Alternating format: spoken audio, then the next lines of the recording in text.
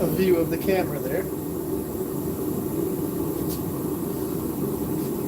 See who pops on first.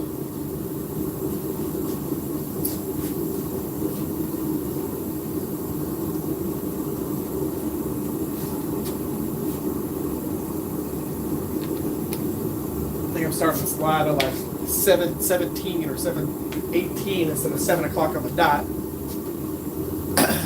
Had to get some food and feed the family before I came out here to do this. Okay. This thing is out of my pocket here. Craig, what's up, Craig? Got the forge in the shop this live stream, so you're actually going to be able to see the forge and the anvil. I won't have to go out of camera frame too much. It's cold enough that I brought the forge inside. If it's cold outside, they're cold outside. Something like that. Got this piece of steel heating up in here because we're doing an integral. Takes a little bit longer for it to heat up because it's a thick chunk of steel as opposed to some little piece of regular steel. Cold there in Florida. What does cold in Florida mean? What's up, Eli? How cold does it have to be in Florida for you to say it's cold?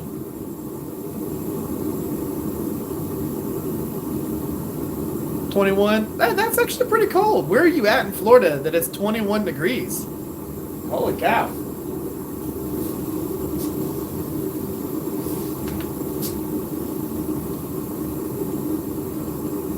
Are you like North Florida? 49 in Phoenix. That's not bad. Oh, Tallahassee, yeah. So, 49 is not bad. 49 degrees, I wear tank tops. In the 50s, I definitely wear tank tops. 0 degrees in Tennessee, that's cold. What's up, Chip? You old Shegaman? So, in this live stream, we're going to be doing an integral bolster knife, okay? We're going to primarily be using 3 different hammers. These 3 guys right here. Alright? We're going to be using, this one's about a 4-pounder. It's like 3.5 pounds, a little over that. Rounding hammer. We're going to be using our cross peen, well, straight peen. This is going to help us with our integral bolster area. And then we're going to be using our cross peen. This is going to help us draw material. So these are going to be the primary hammers that we're going to use during this to be able to do the integral. Okay? I've got this still heating up right now so that we can go ahead and start forging it. Let's see here. What's up, Danny? It's going good here. It's around 100, 340 days a year. Yeah, in Phoenix, yeah, I bet it's hot all the time. That's kind of how where I'm at in Texas. It's typically, we have winter, and then we have like a week and a half of spring, and we have summer, and then we have like a weekend of fall. Like in one weekend, like all the leaves fall off the trees. It's like 70-mile-per-hour winds. They got roofs blowing off houses. And it goes from like in the 90s to in the 30s.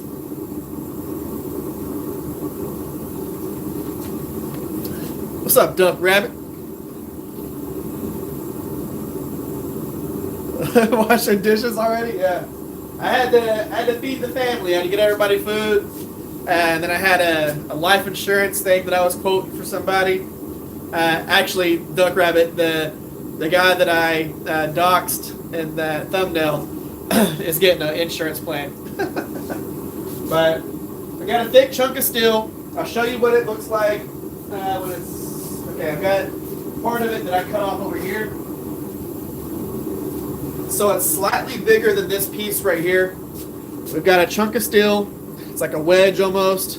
This is the end of like a helper portion of the leaf springs.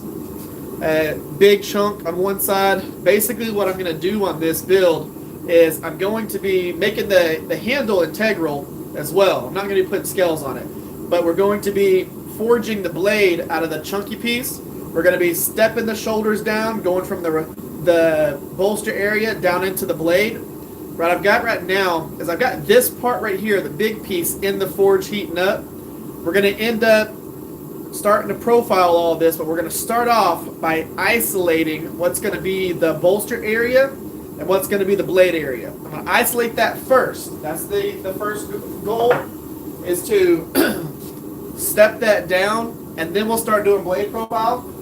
We're going to start off with the straight peen hammer, and I'm going to come over to this section of the anvil that I have right here that is radiused. It's radiused this same radius right here.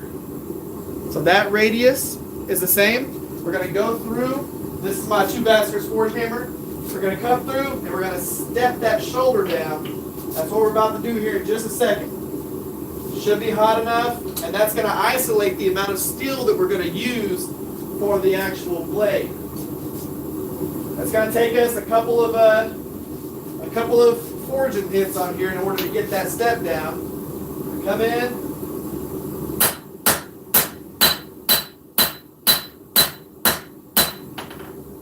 Good there.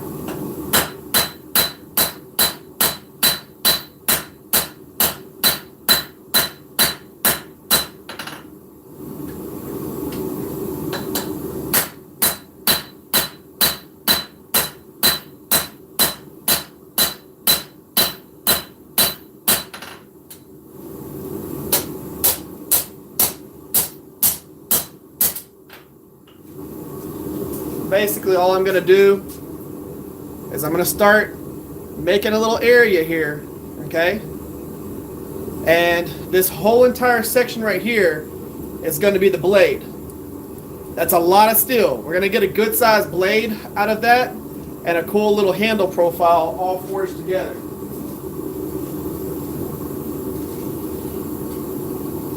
But I don't need a ton of blade material for this size knife. And what we're going to end up doing is we're going to step that down a few more times until we actually get a defined area. We're not going to go all the way down to blade thickness. What I want to do is step it down and go about, let's say about, if we were going to leave the edge or the spine 1/4 of an inch thick, I would go down to about 3/8 of an inch. Okay? What I want to end up doing is leaving some meat there, because just in case if I have to forge the spine down a little bit to move the spine, and I'll explain all that when we actually get to that point, but you leave everything a little thick, and then you start profiling your handle, and then you finish the blade out, and then you finish the handle out. And it gives you enough room to move things around.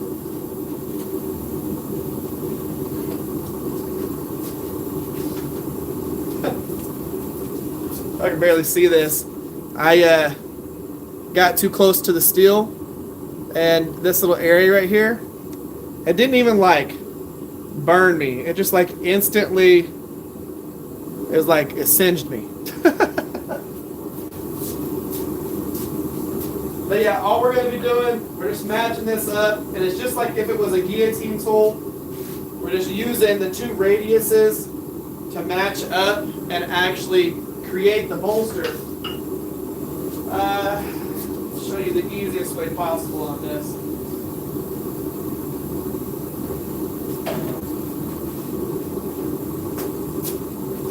So just how we have this step down right here, that's what we're creating. Now this isn't like a super integral because it's just kind of beveled into here, but we're creating this little transition between the blade and the bolster.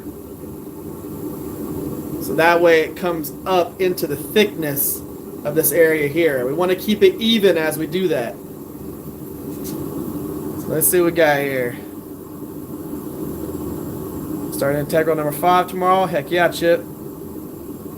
Hello from Alberta. What's up, Danny? What's up, Lincoln? What's up, Steve?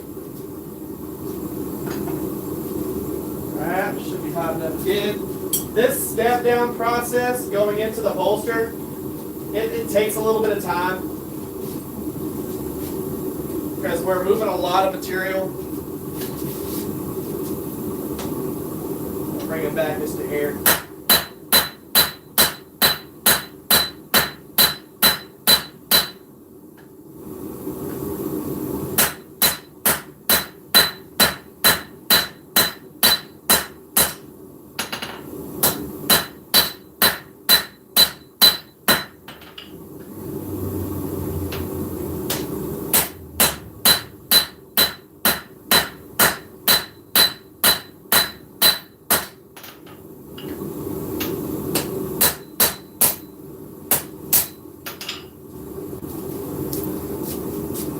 So we're starting to squish it down right there.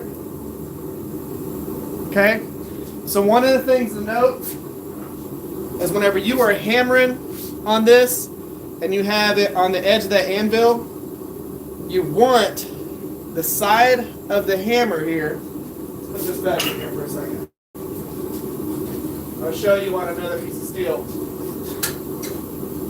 Let's do this.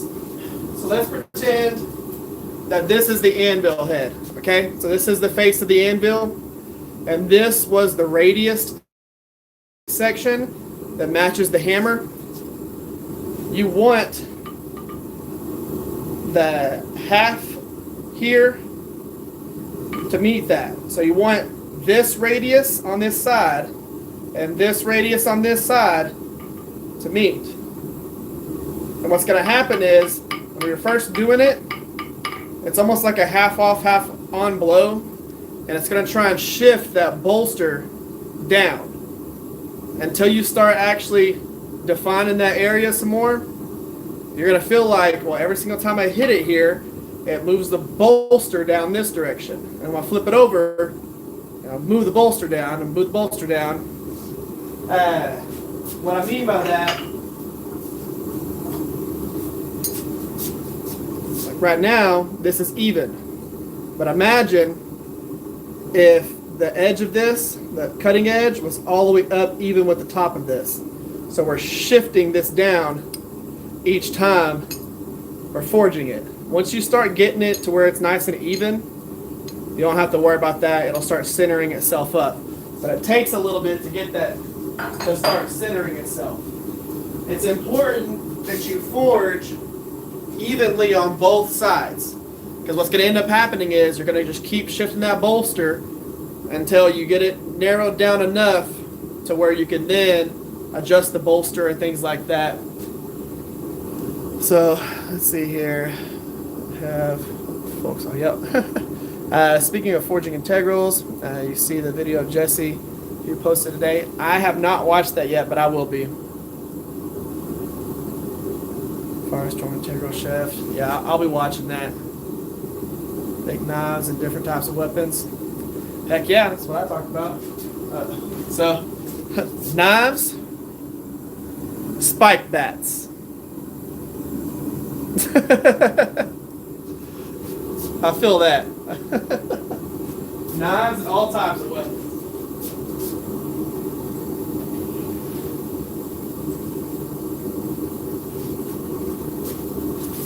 Alright, go back in.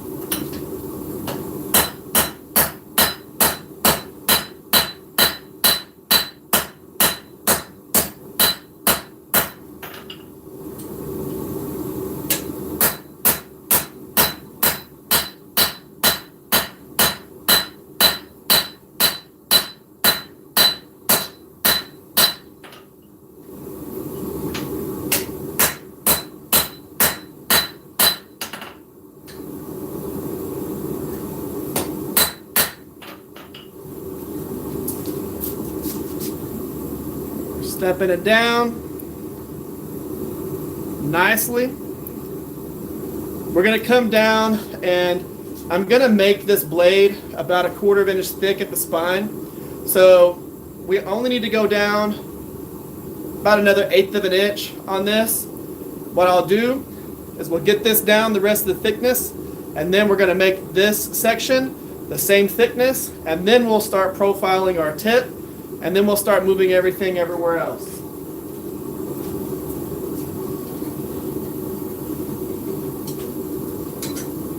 And even though it's cold out here, I did preheat the anvil. I get a little bit more forging time with that. I did throw a big piece of steel on top of there. I had it in the forge, heating up, put it on top of there. Brought the face of that anvil up to about 60 degrees, which is not bad. You know, it could be warmer, sure, but it's gonna get a lot hotter as we start doing this. And it's probably, I don't know, probably 65, 70 degrees in the shop right now. It'll get warmer as we do this. I've got the door open. These doors are shut. So I've got those shut, but the primary entry door is open. What's up, Mr. Pinto? Finishing a folder. Or fishing holder. Okay. Got to figure out what you did with that thumbnail today, Mr. Rivers. Guess you got like 3 times as many people as usual, right? That's all Nisha right there. It's all my wife. She's the one that handled that. So we're going to go ahead and pull this back out, and we're going to start stepping that down just a little bit more.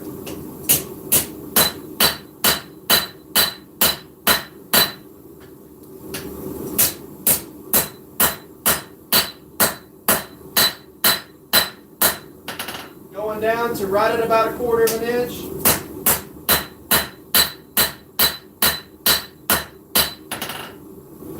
One of the things that I want y'all to understand is that right now, all we're trying to do is just isolate. We're not trying to make something super beautiful in this area. We'll do that once we actually get our blade profile going, and then we'll come in and we'll clean up that bolster area, because I still have to do some forging on the handle section. Right now we just want to isolate the 2 different sections of material. We want our blade section isolated from our handle section. Right now, I'm going to go ahead, now that I have my 1/4 of an inch thickness, I'm going to go ahead and forge the thickness of this section right here down to match that. Now remember, you can keep this as ugly as possible until it's time to start getting the profile refined and cleaned up. There's no need to sit there and try and smooth, planish, and even things up while you're trying to forge this. Because right now, our primary goal is to forge and move as much material as possible. It's not really focusing on making something pretty yet. Will we make something pretty in the end? Yes, we will. But it's all about going ahead, managing material, and getting it to where we need to go. What's up, Bob? How you doing? It's already hot enough that I gotta take my hoodie off. I might end up having to open the other doors while we're doing this. Okay, so like I said, we're gonna go ahead and start taking and thinning that material out. I'm gonna switch to my rounding hammer for that. We'll still end up using the straight peen later. We'll use that later when we start cleaning things up. But for right now, we're going to switch to the big old Thor's hammer from Fire Creek Forge. That's a heavy son of a gun, but it's perfect for what we're about to do, because we need to move some material here. I should be able to get, just out of this next heat with this hammer, I should be able to get that thicker material down to the 1/4 of an inch with like maybe 1 or 2 heats here. Do you have the... I don't have that screwdriver. I use a 3D printer, made a batarang. That's pretty cool. Love knives, love watching your channel. Well, thank you for being here. I love having everybody here, you know. This is one of the best parts about the channel, and especially doing these live streams, so they get to see y'all type and everything. So now we're going to bring that thicker piece down to the right thickness.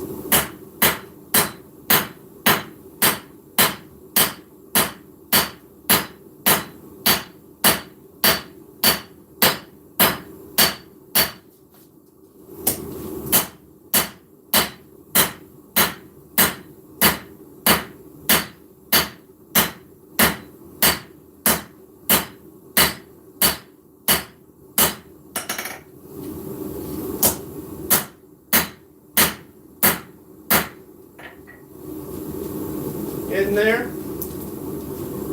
We were able to bring it down quite a bit. We're going to have a lot of material to turn into this blade. So once we get that blade material the right thickness, what I'm going to end up doing is I'm going to create my heel transition into the finger choil. So what we're going to end up doing, we're going to get the blade thickness right, and then we're going to create this transition. So we're going to end up putting it on the edge of the anvil, half off, half on blows. We're going to shift down and make this heel. And then I'll also start isolating the material that's going to end up being our handle.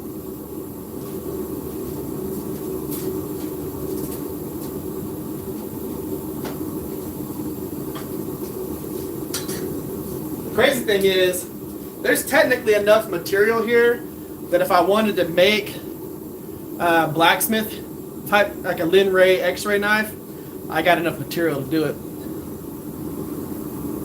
Let's see here. Bill says he's not going to be here tonight. Well, dang. Well, good news is he'll be able to watch this later, but I wish he was here.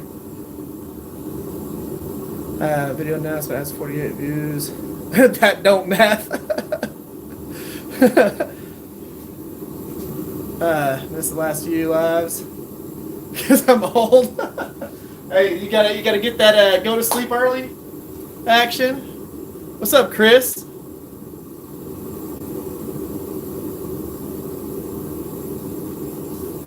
Yeah, this is a lot better whenever I can actually have it set up like this to where everything is all in view. All right, let's go ahead and see if we can get it forged down to a similar thickness on this heat right here.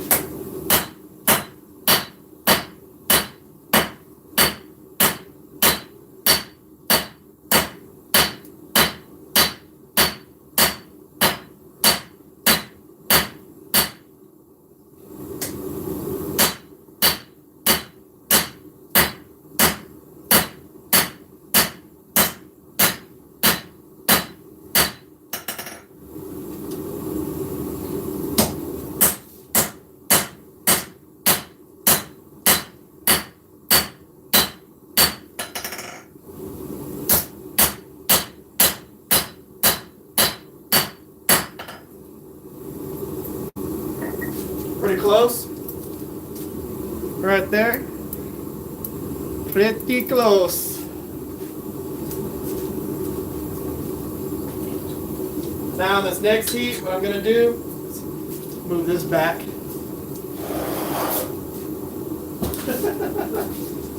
What I'm going to do on this next heat is I'm going to go ahead and square up the area that we just forged and actually make it more of a rectangle. Right now it kind of mushrooms out towards the end. I'm going to kind of bring that down a little bit just because it's unnecessary for us to have that material flared out. We want to get a little bit of length out of it.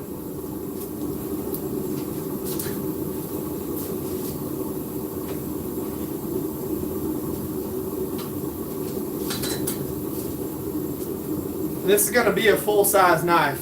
So we're going to turn, again, if you're wondering what we started off with, we started off with something about like this right here.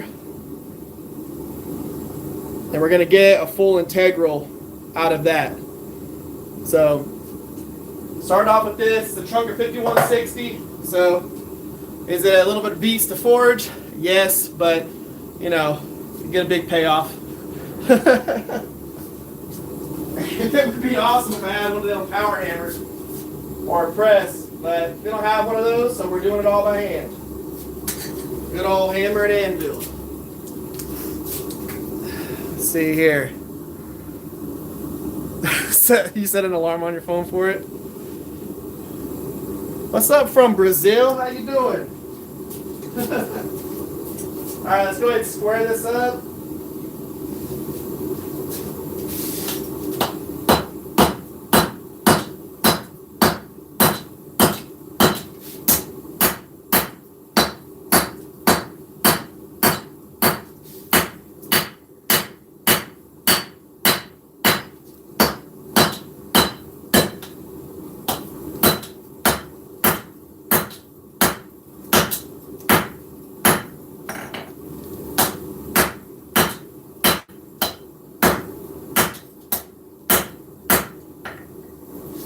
Okay. Kind of square it up a little bit. This edge is a little bit thicker than this edge over here. So what I'm going to end up doing on this next heat is I'm going to go ahead and I'm going to forge in this corner. And then I'm going to end up stretching by pinching it this way with the straight peen, this out, and that's going to be our tip. This little corner right here is going to be our tip.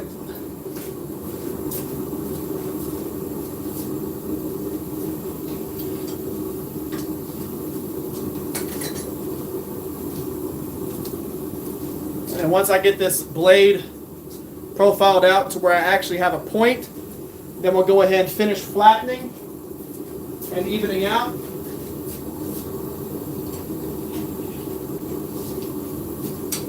I think it's going to turn out pretty cool, being able to have an integral like this. I'm happy that everybody's actually joining in.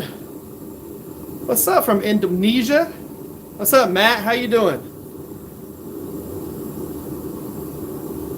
So I can go watch some Bang Bang. Yeah. I have 13 weapons in my room at the moment. That's pretty cool, Lincoln. I've got a whole lot, but it's because I've got knives that are production builds. Now, the last live stream that we did was forging this. Show it to y'all. So this was the one that we did. I've got the bevels ground into it. I've already done all the normalizing and thermal cycling on it. But that awesome thing is the last one that we forged. That is a cool build. I'm really excited about it. I got some nice handle material that's going on it. I've got the knife from the Shop Talk Tuesday video and the vinegar back there. I think y'all are going to like that build. Okay, so like I said, we're going to come in and forge down on the spine area. I'm going to hang the edge off of it, or the tip, off of the edge of the anvil.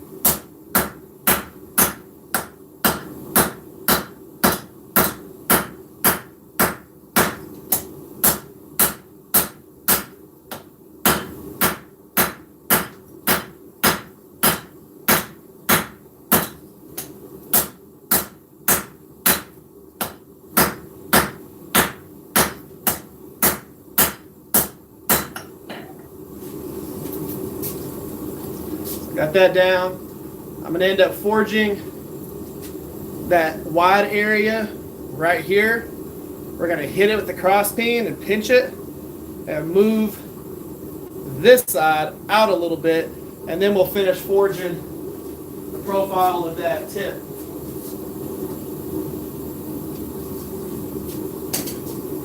Switch hammers. This will keep you from getting any fish mouth or anything like that if you're doing this.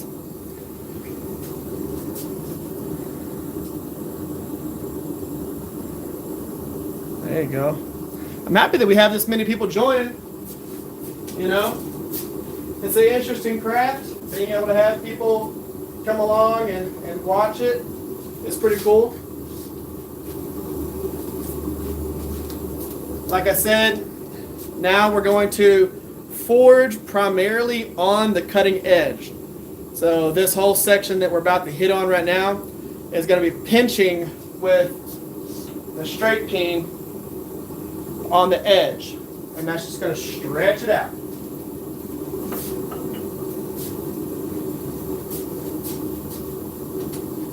And what happens whenever you're forging and you're trying to get the tip drawn out, if you take and hang this much right here off, about that much off the end of the anvil, and you're forging here, what'll end up happening is it will pinch this area here and it will mushroom out the end. Instead of taking and just laying it on the anvil and forging here, what you're going to end up doing is this material is going to come in and this material is going to come in, and that's going to give you that fish mouth. If you hang it off the edge a little bit and forge here, it's going to push this material down and push it out through the center. And it will mushroom it out. Minimize the chance that you're going to get those fish lips on the end of it that you got to screw with later.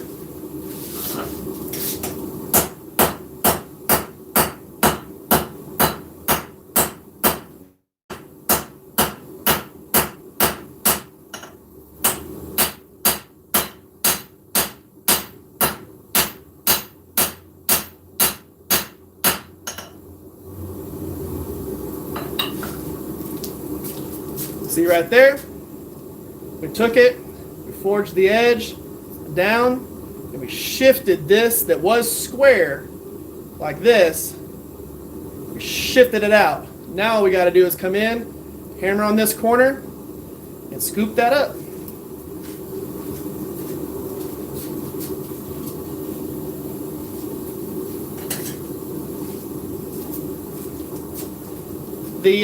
I tell you, probably one of the biggest reasons why you want to learn how to move material is if you get to the point where you're doing this stuff right here. Whenever you're taking a chunk of steel that did not resemble a blade in any way, shape, or form, like it wasn't the actual blade thickness to start off with, the difference between this and forging from bar stock, let me grab a bar here.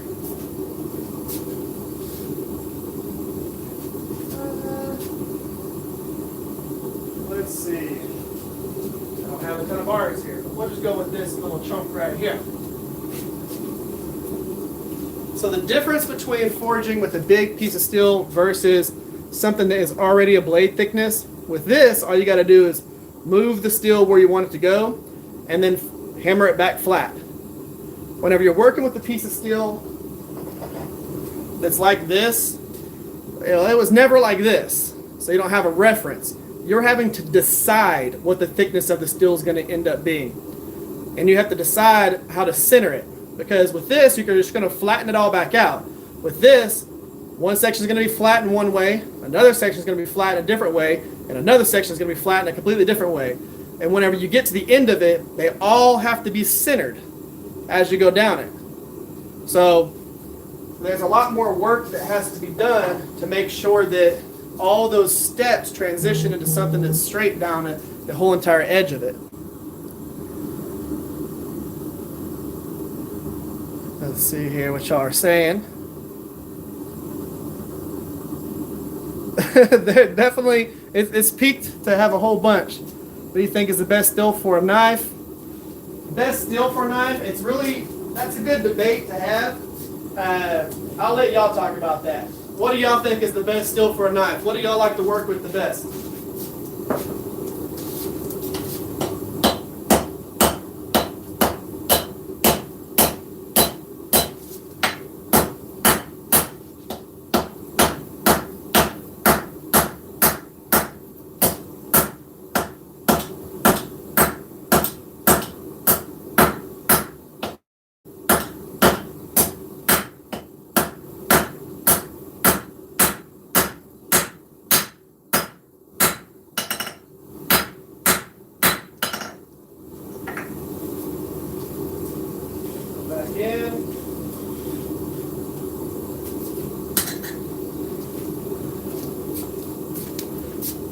Let's see here.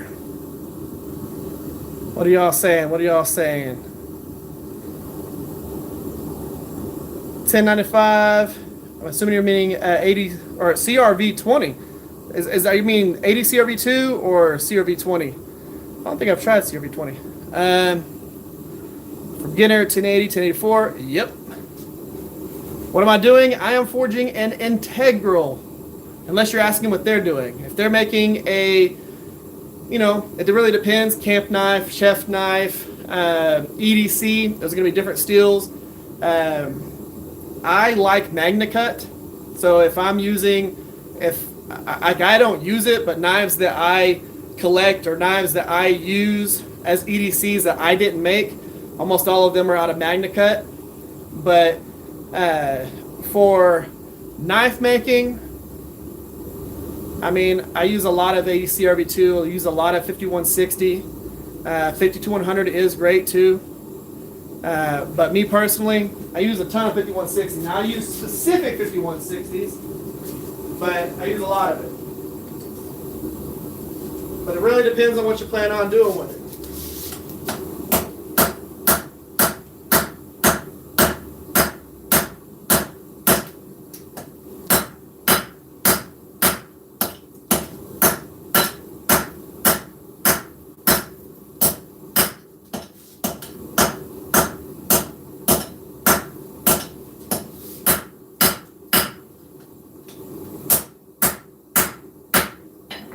Okay, so we got it right now. Dropped down to here. Now, of course, like I do on a lot of my knives, this is the actual edge. Okay, so we're dropped down this way. We're going to end up sweeping that back up. But what I want to do right now is I want to go ahead and just thin out this area, move everything kind of where we need to go. And then what we're going to end up doing is we're going to hang the blade off the edge of the anvil, and we're going to forge half on, half off here, start isolating the bolster from top to bottom as opposed to side to side.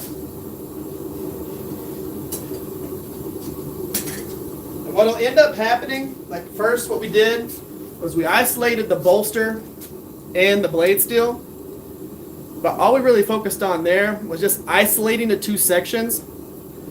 Once I get the blade profile looking kind of like a blade, and I go through and I forge down the bolster, and then I isolate where the heel is going to be, I'm going to go back in and clean up that transition. So clean up the transition between the bolster down into the blade. I always leave everything a little thick so that I can still do that. Yep, get good at using the steel. That whatever you start with, just use that. A cheap 4x36. You know, I never had any of the 4x's. I always had like a 1x30, or I built my 2x48 that I had, and then of course the 2x72, which is shockingly enough isn't a Ameribraid 2x72. The sponsor for the podcast that we do is one of them is Ameribraid. I use a KMG. This 2x72 right here. So that's a KMG. I am planning on getting a few new pieces for it. They sell a few different kits. Now, of course, I like KMG, but some of their stuff is a little pricey. But I gotta make it make sense.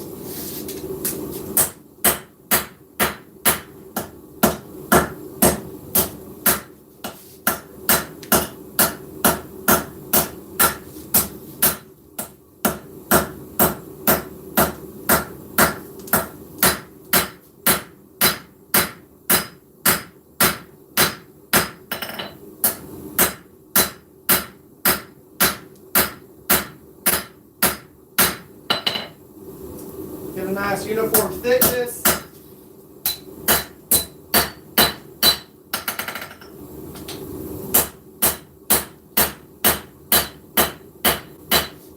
Nothing too crazy forging wise.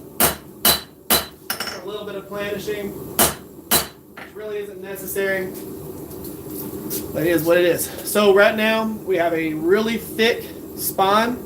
That's going to of course end up getting thicker later. But I want to leave this material a little bit broader and thicker for what we're about to do, because we're about to move a lot of material in this handle area, and you don't want a super thin blade or everything's just going to start warping. So we're going to switch around, grab it from the blade side. Okay, grab it from the blade side, and then we're going to start shifting the bolster over. Now we got to get some heat in that bolster area.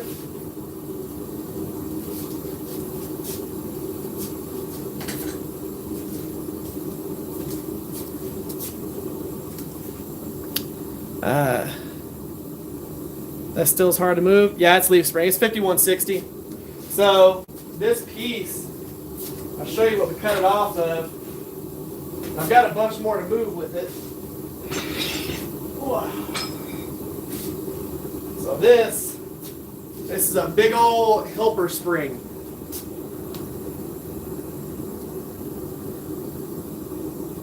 I've already used some of it. I used some of the stuff that was off the end here. But yeah, this was a real thick, chunky boy right here. And I'm going to be using it for a few other builds. But yeah, it's a beast to move. You know, doing a live stream where I forge an integral, whew, it's a little rough, but we're going to make it happen. Typically, like if I'm making like a super intricate, not even really super intricate, but a super clean integral bolster that's all forged, I mean, that could take me 4, 5, 6 hours worth of forging, just with cleaning everything up, centering, planishing, doing all the stuff to make it look absolutely uniform. That takes a long time. But I'm trying to show y'all, you know, what I'm doing here, and give y'all a live stream where we're doing an integral bolster knife. So let's see here. Let's pull y'all forward just a little bit more. You know, this is always one of those things where I do wish that I could make the camera the other direction, but it wouldn't actually show right.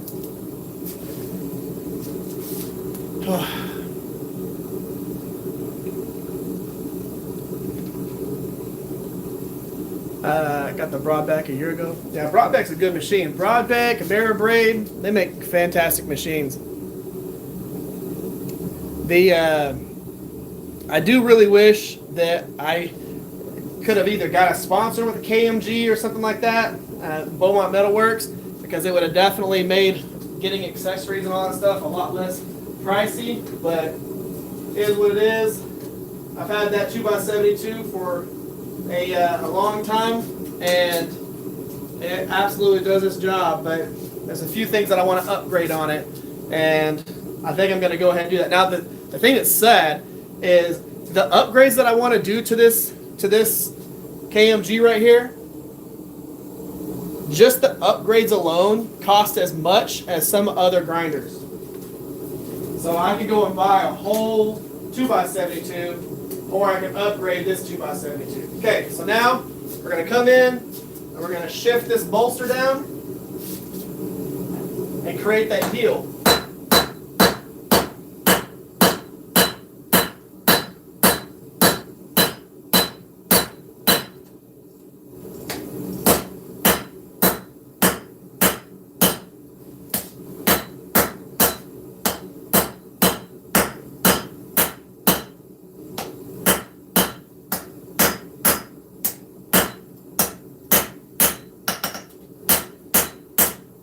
This is the only part that I'll typically go in and planish as I go, just because whenever you start hammering like this and you start pinching that, it creates kind of like an I-beam. So the top and the bottom will want to mushroom out, and you'll have this indentation in the center. There's a little rough spot in the center of that. This little bolster area right here. If I was to not flatten as I go, that would recess a lot. So you need to make sure that you go through and you flatten that area as you're upsetting these shoulders like this. That's going to start isolating down that bolster area and getting it to the size that we want for that kind of like a finger shoal area.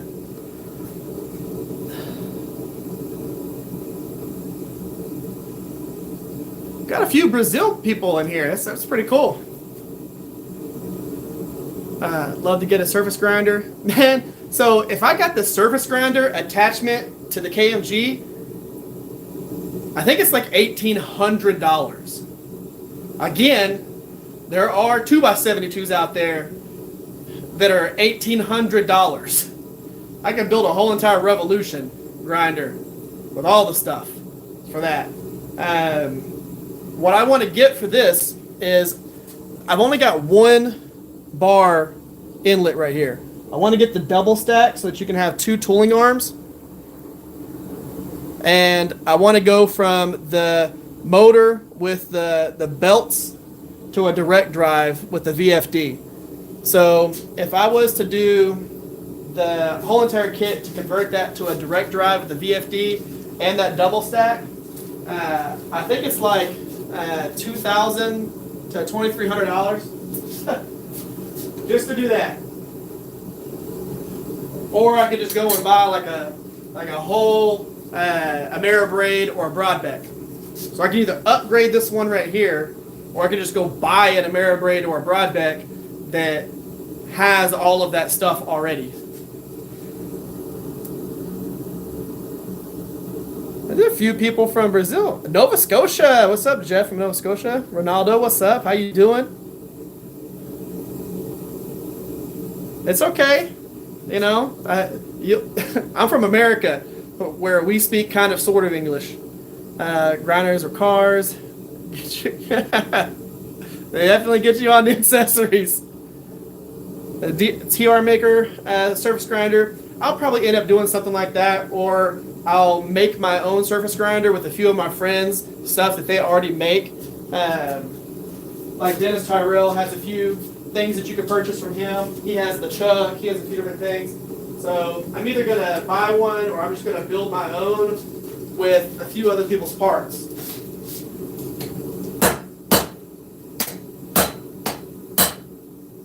Okay.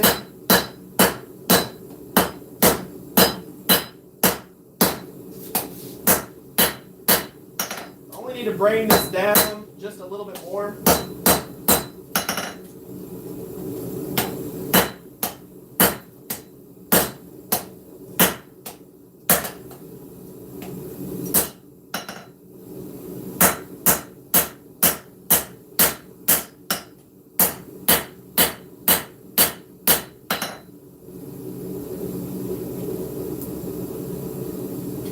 About the thickness that I want. I'll bring it down a little bit more as we go. But that right there is going to be our bolster area. Of course, this is going to be our handle. I'm going to go ahead and forge the handle profile. You can see the thickness that we have right there in that bolster area.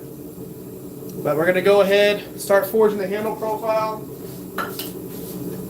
I need to get about another, this section of the anvil is about the same width as my hand. I need to get just a little bit more length out of it, so I'm going to go ahead and taper it down, and then I'll be able to create what I call the pinky choil. Okay? Think about that. It's not as ridiculous as you may think it is. It's called a pinky choil. Let's see here.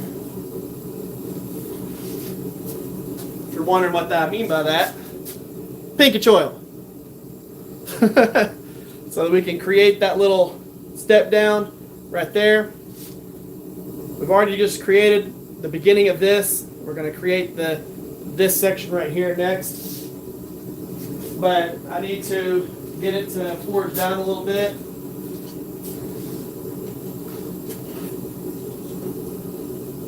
The cool thing about this is we can get the handle to about 85% finished, and then we can do all the blade stuff. So we're going to go 85% finished so that, bird beak, so that we can go ahead and just focus on getting the blade where we need it to be. And that's what we're going to start really focusing on, the thickness of the blade, profile of the blade, and then that transition between the bolster area down into the blade. Getting that clean, getting it even, getting the spine nice and even as we go down.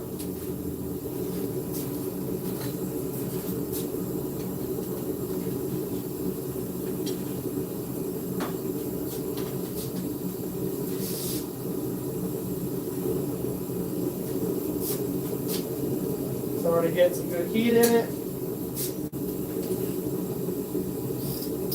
All right.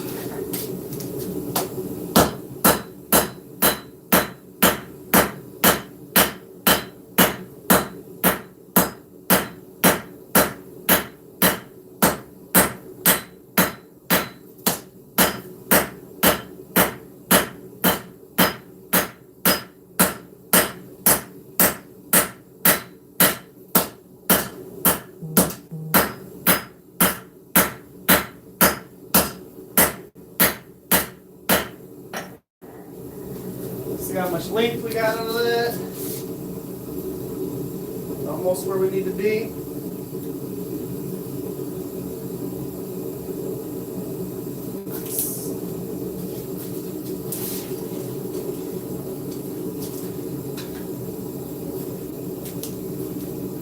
All right, what are y'all talking about over here? If you had to pick one tool right now to make being full-time, make it easier for production, what would you choose? A press. Hands down, it would be a press.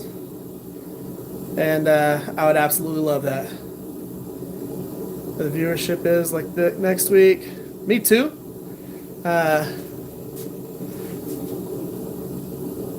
Also does this in Brazil. There's a lot of awesome Brazil knife makers. Awesome. One of my good friends, Odacir Pinto, is from Brazil.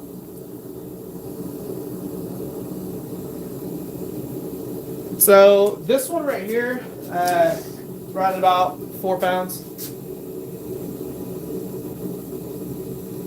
Yeah, I would probably just do a tabletop press. I really don't need like a 15 ton, something like that, 10, 15 ton. That's really all I need. You know, they have 25, 50 tons, stuff like that. Just something that gets the job done. Just a nice, simple tabletop. That would be my number one thing. Live in New Zealand on a farm, so I spend a lot of time making stuff. Heck yeah. New Zealand on a farm. I'm in the middle of America, in a neighborhood.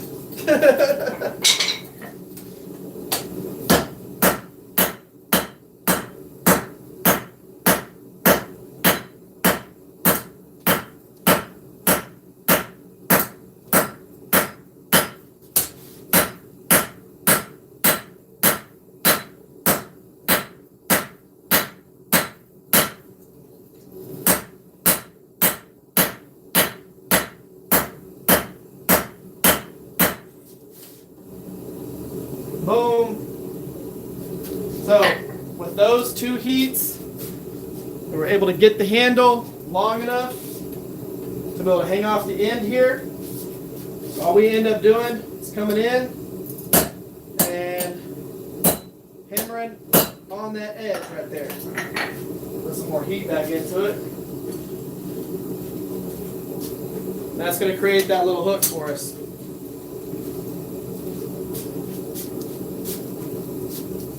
And of course, we can always go in and play with this and actually get a little bit of a belly so that we have that swell for your palm. You can always easily do that section right there as well. I don't know if I'm going to do that on this particular build, but I could if I wanted to.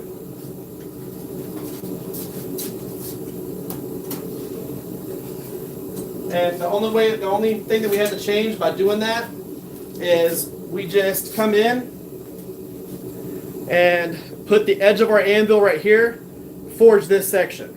Edge of the anvil here, forge that section.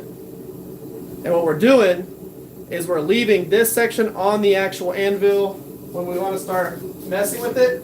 So this is the head of the anvil. Forge that section,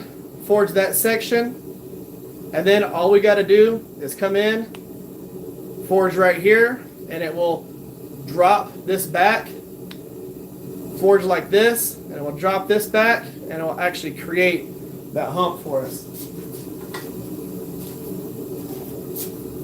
These are some of the things that I wish that people were actually in the shop for, so I can go, can now take the hammer, put it here, hammer, put it there, and you're good. I hate pizza and Bob. the I hate pizza and Bob channel. Oh, the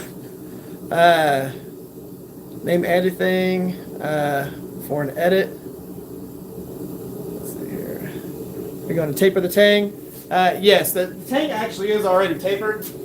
That was one of the things that we did to. So the tang is technically already tapered. It will get refined even more as we do this.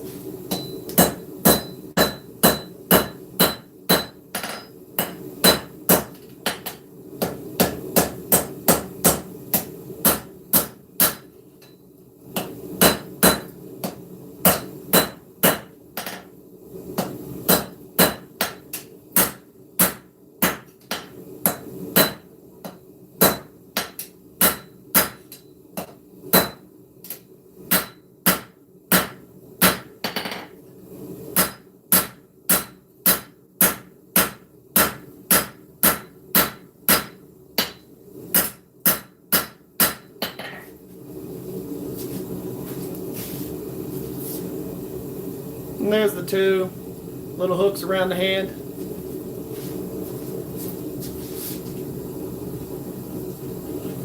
I think right now what we'll do is we'll clean up the handle just a hair, and then we're going to go ahead and start focusing on the blade. While I'm thinking about it, because the handle just needs to be straightened and cleaned up and planished, we'll go ahead and start messing with the blade, just because we're going to have to do a lot of forging to bring this heel down. Even all that up. We've got a lot of material that we can move around and mess with here.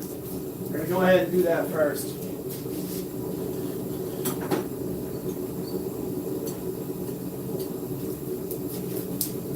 So I've done a lot of forging and handle profiles and stuff like that off the channel. So I can do a lot of different things with this, but I really wanted to get the handle roughly into its position, because there's two things you can do. You can always go through and you can forge the profile of it. You can go through, use a ball peen and smooth things over and clean things up with the steel in a pretty cool state, like whenever it's about 800, 900 degrees. You can do a lot of different things like that to just planish and clean things up. Plus, if I wanted to, I could just stock remove the handle. So get the handle profile roughly to where I want it to be, and then stock removal it and facet it, do some cool clean facets on it, and go from there. The number one goal is to get it where it's at. I have not been on Forged in Fire. I have not been on it. I plan on going on it if they end up accepting me. So we'll see what happens. What's up, Robert? How you doing? But yeah, no, I've never been on Forged in Fire. I've got a lot of friends who have been on it. I've got a lot of friends who have won it, or won their episodes and all that. I've only got a couple of friends that have competed and not won. All the other guys that have been on it have actually won their episode. If the knife doesn't have a handle, drill 2 holes on the top and bottom of the handle so you can tie off with a stick. Very true. I'm watching Vote For You. Heck yeah. Heck yeah.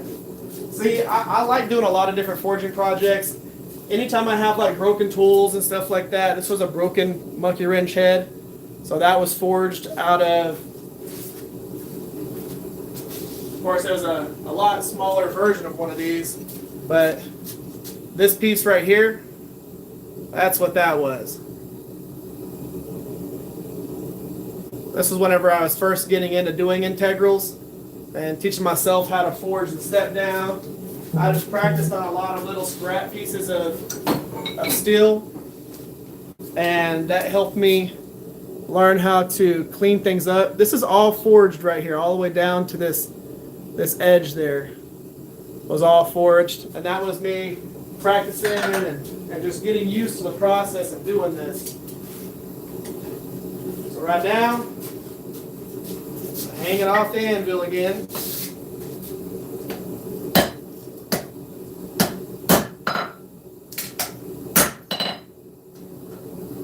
And what I want to do is I want to kind of clean up that bolster area.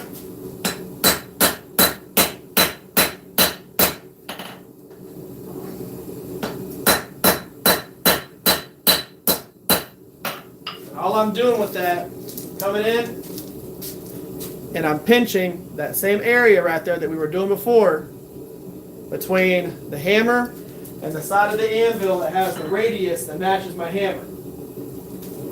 And all I'm trying to do is center that heel up a little bit before we do this next step. Now, before I put it in here, next step that we're about to do, we're about to make our transition right here look real ugly, because we're going to come in with the cross peen and we're going to start forging in this section.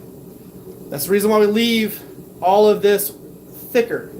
So we're going to forge that, and I'm going to take and I'm going to pull that material down. I'm going to pull all this material down. And then we'll start putting everything where we want it to be.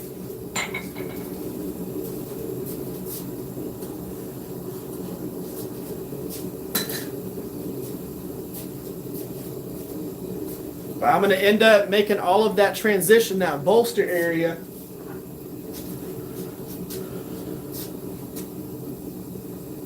How you doing? Is that Luciana? Luciana? I like that name.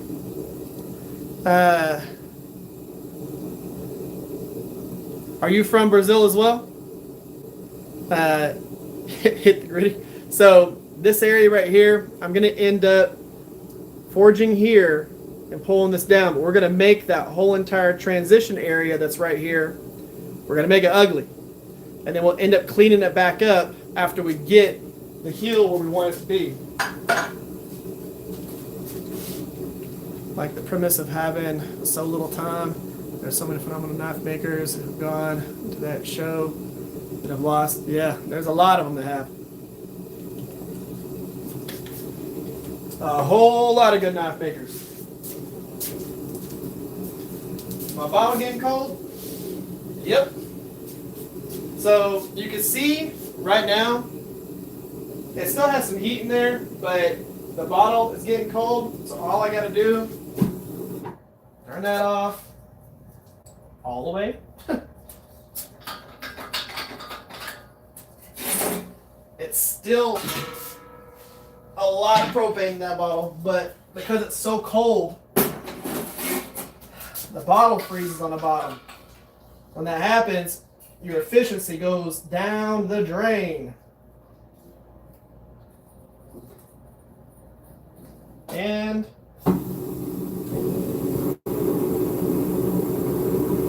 now the flame's coming out the front quite a bit. And all I'll do is I'll take this bottle and I'll put it in front of the little heater that I have down here. And it will thaw that area. It'll be good. Knife makers. So from what I heard with the Forged in Fire thing is they actually interview you and they question you to see where you're at within your level and try and put you with other people that are in that same level category. Now I've seen it be different, but where they like, you got to make Damascus, and they're like, I've only ever made one Damascus blade, and they got to make like a crazy W pattern Damascus or something like that, and I just sit there and go, what? How are you? Okay, and all they have is like 2 lawn chairs and a what is it, like 2 lawn chairs and a forklift, and they're like, you got to use that forklift and those 2 lawn chairs, make your blade, get it.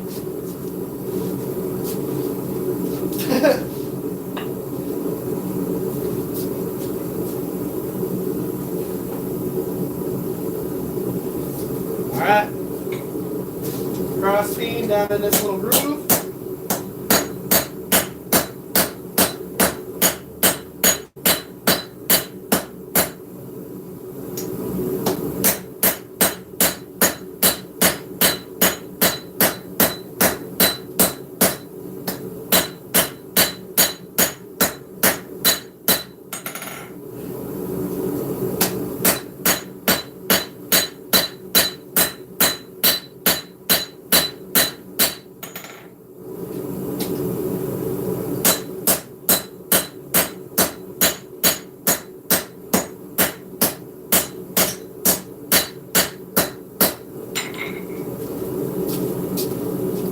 You can see what I mean?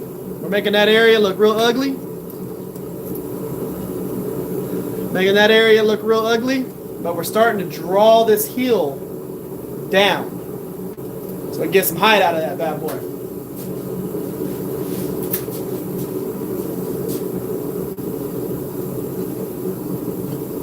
And because we're going to come back and we're going to clean all that up, it doesn't matter how ugly you make it. Okay? You can make it as ugly as possible and it won't matter. Do I fix bikes? My own bikes. Yes.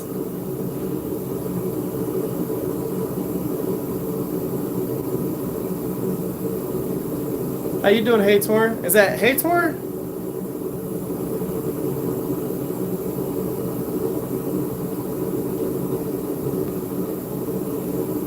I'm pumped by how many people we have from everywhere on this. That's awesome.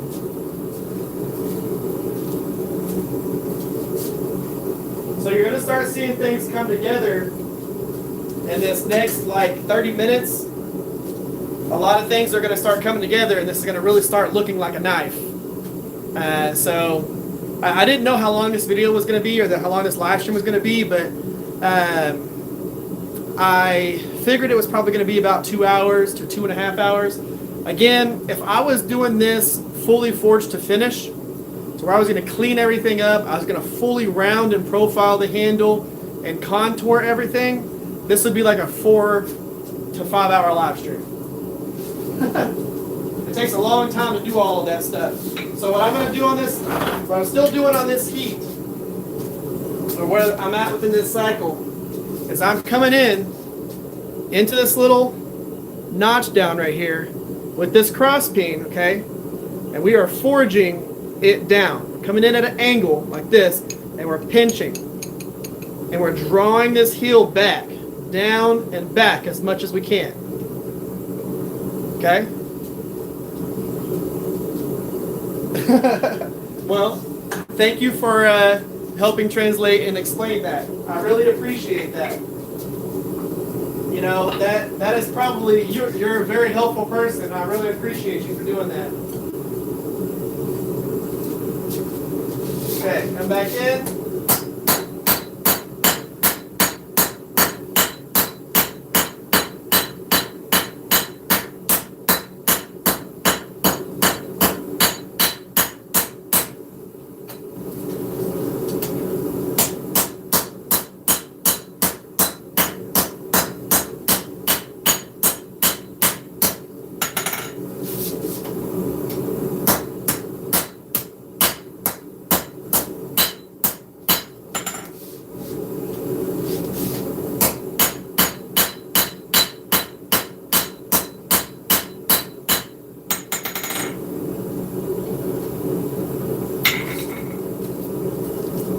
So now you can see there, we have a heel of a blade.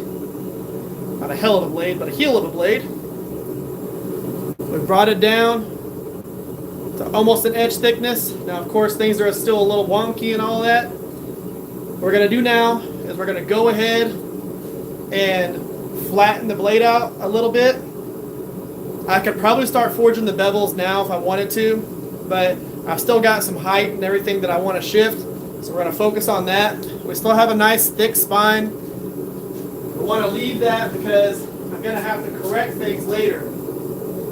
And we want to leave a little bit of thickness so that we can move material to where it needs to go at a later point. Don't worry about planishing. Don't worry about trying to make something look pretty right now. We're still in the moving material mode.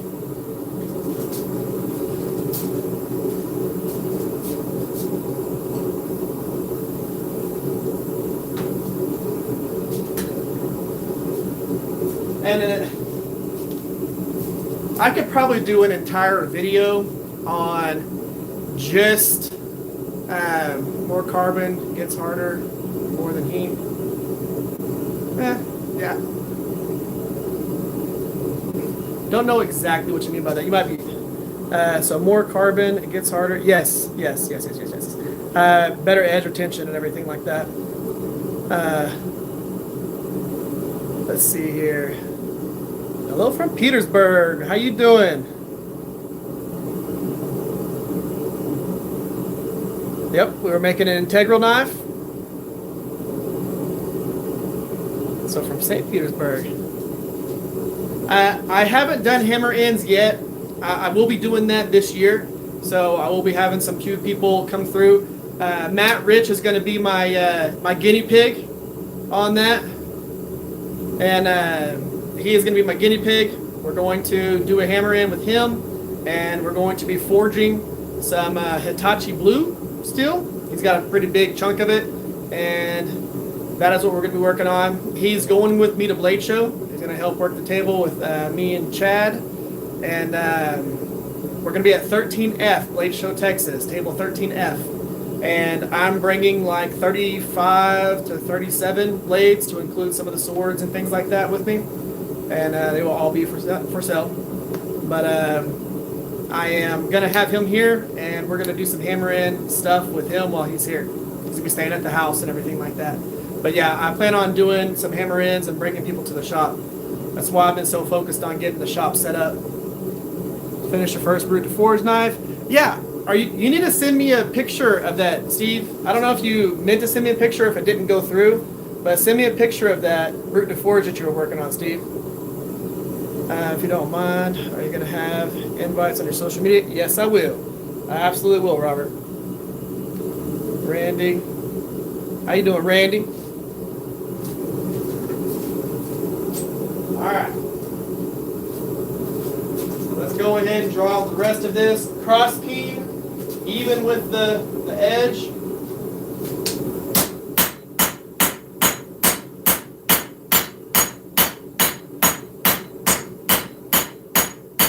Hitting on both sides.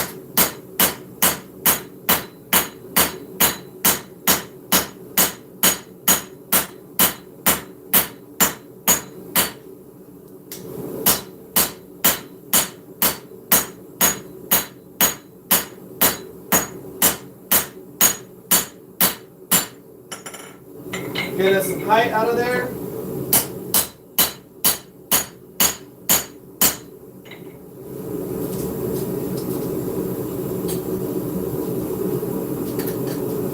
What's funny is whenever you're going through and you're forging, and like I don't have a profile in mind for this. I'm just letting it go to where it goes. Now, of course, I'm going to influence it, but I'm going to be more influenced by the profile that it starts taking on, and then I'm just going to refine that, clean it up, and put things kind of where I want them to go. Let's see here. Let's see. Did a Brute to Forge Kukri. That was a beast. Yep, Brute to Forge Kukris are a pain. I have done a few of those. Never tried to participate in a fire challenge program. I've submitted my stuff, but I haven't been accepted yet. It's fun build. Blisters. Yeah, blisters had blisters, yeah.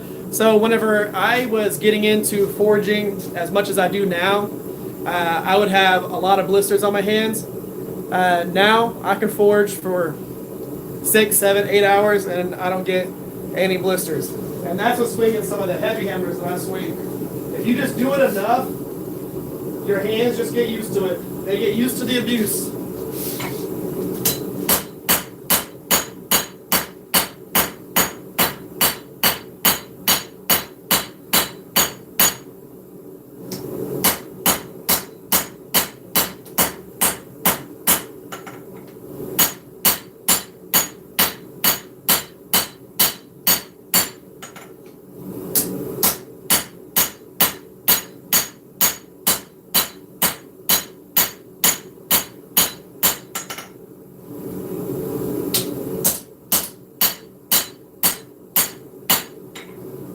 Just so y'all know, anytime y'all see me hammering and it looks like it's darker than it is, down here that looks gray, you bring it up here, you see that it's still super hot. The lights kind of play with the way that it looks, but anytime I start forging and it's cooler like this, those are mainly smoothing or planishing blows. It's not hardcore forging blows. So now we've got the steel in a decent thickness. What I want to do now is start making the profile kind of look like a profile that looks good. So we're going to go ahead and start working on the blade and getting it kind of shaped into something more knife-like, knife-shaped object. Fixing to make an anime sword. I've made anime swords. And yeah, the blisters on blisters, that's no you put your work in. Table salt on your blisters, they'll dry up and heal quick. I haven't tried that. Getting back into the shop after nearly a year out, been dealing with a back injury that caused issues with your legs. Man, Back injuries are like one of my biggest fears. I am terrified of back injuries. They absolutely put you out of anything. It sucks. With this particular profile, there's not going to be a huge heel that comes down from the bolster area. Not really focused on trying to make a chef's knife or something like that. We're going to do something that does have a little bit of a drop down into that heel area, but I mean, something roughly about like this right here. Nothing too crazy. It doesn't need to be over exaggerated. We're just going to make a good looking little, I'm going to probably go with a drop point hunter. A little camp knife.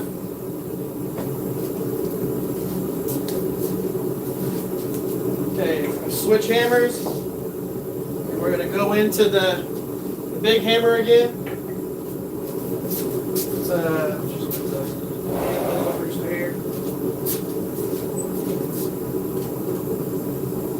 We're going to work on this profile.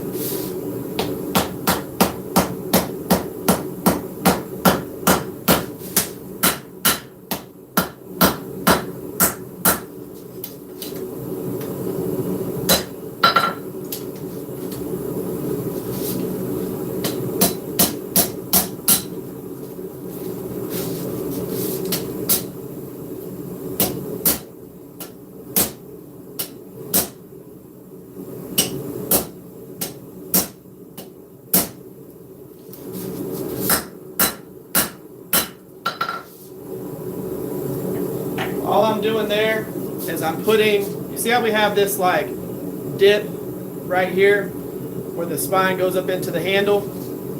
All I'm doing is taking with this little step down right here, and I'm putting the spine of the blade up on top of the anvil, the tang on top of the horn, and I'm coming in and I'm hammering inside this little finger tool right here, and it's going to push this spine section down and take the spine of the blade and shift it up. Get it hot again and do that one more time. The thing that you want to be mindful of is if you're going to do that,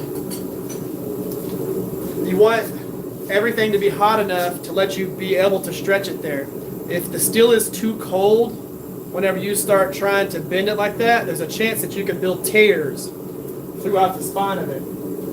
So let's say it's too cold here, and you try and bend it like that, you can shear the steel and get little fractures inside here and tears inside here that'll end up making you have a crack later whenever you go to quench it.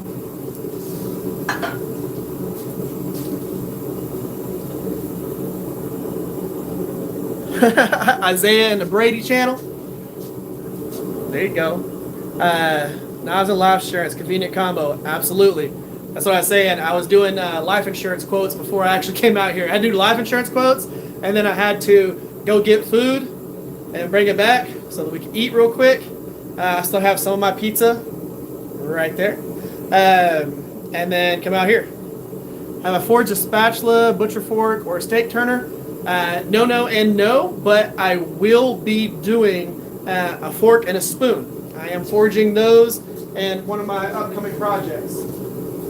I want a fork and a spoon. Alright, so we're going to go ahead and forge in that same area again.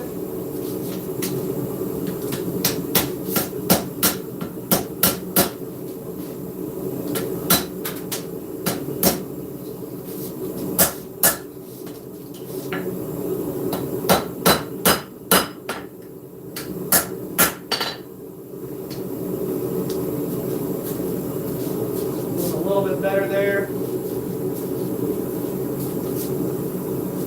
Let's go ahead and bring out the old Vevor anvil. Gotta have them on the wheels, guys. Gotta have them on the wheels.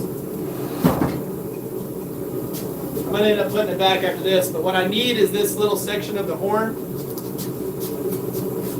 So let's do this. Move you out of the way for a second.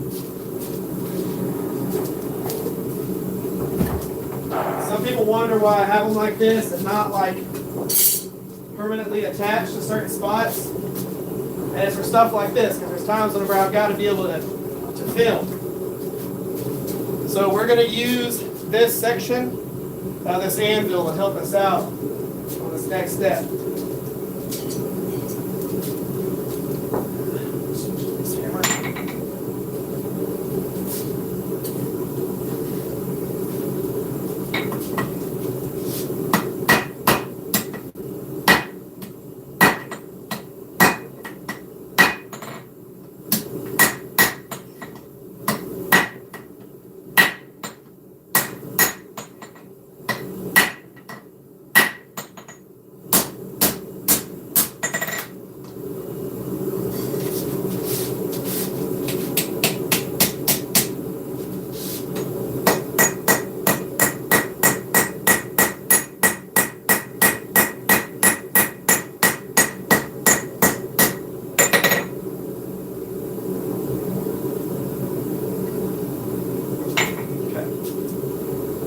What'll end up happening, you can see we still have a little bit of a bump here. But whenever I do the rest of the handle profiling, it's going to take that bump out.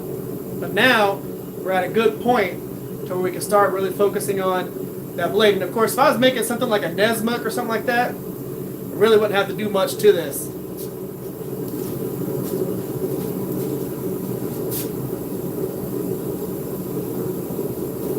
But I'm thinking about a nice little drop point. Okay, we're going to switch anvils back. Okay, all I did there, the reason why I had this anvil out, was because I needed this narrow, flat, 90-degree angle corner right here. And what I was doing there, we had this kind of same profile right here, where there's like a little dip here. I was forging here, and what that does is that moves the material, okay? So whenever I was forging this little area, it was shifting this area forward and dropping the blade down just a little bit. So by dropping the blade down, if we have a bump and we drop the blade down, it straightens out that little indentation. So if we forged here and it moved this forward, we forged here and took this steel and shifted it out and down. So that's a lot of the stuff that whenever you have a person at a hammer in, they can show you where to hammer to move steel down in a different area. Have I made an axe? I have not made an axe yet. I've got stuff to make a tomahawk. I will be making that on the channel.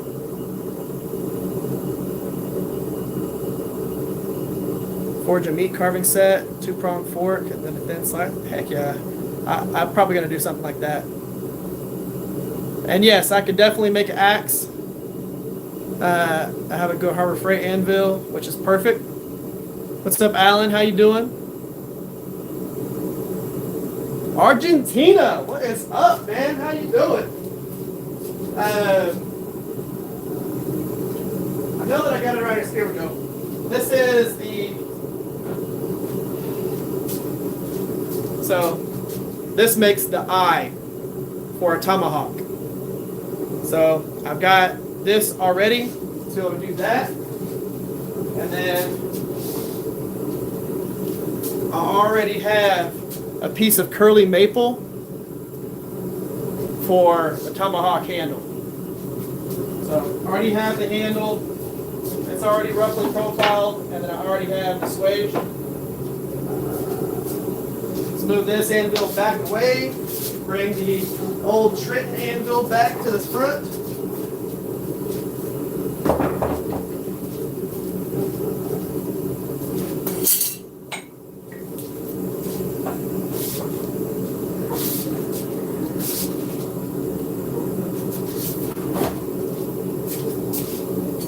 All right.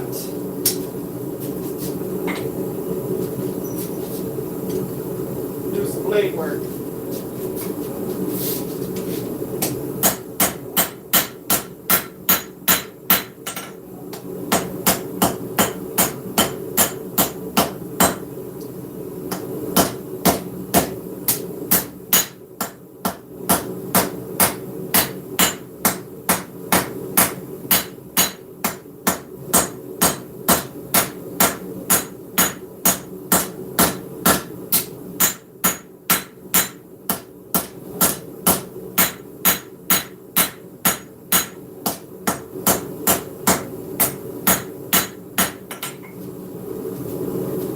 we're starting to get a little bit more drop pointing.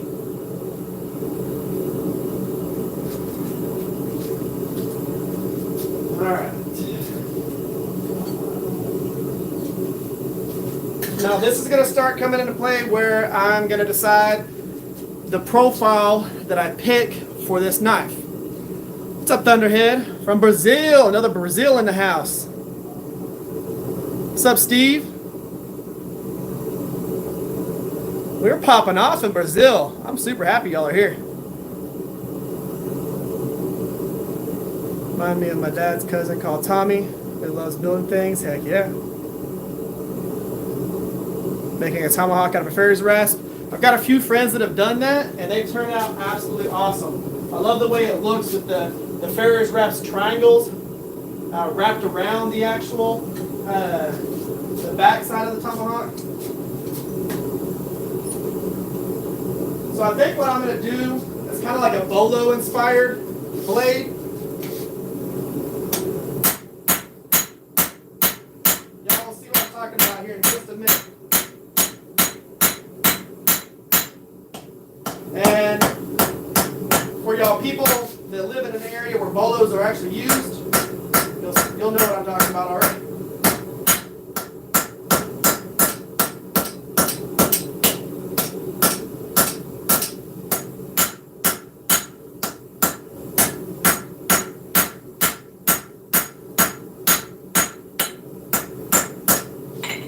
So basically what's going to end up happening is it's going to be kind of like a leaf profile. It's going to there's going to be a little bit bigger belly. It's going to have a nice curve to the spine coming in, but it's going to flare towards the middle right here. So where the heel is, it's going to be a little bit narrower. It's going to flare out a little bit, and it's going to come to a nice point. And that is going to make a cool little profile. Now, of course, it's going to look a lot better whenever we actually get more into it.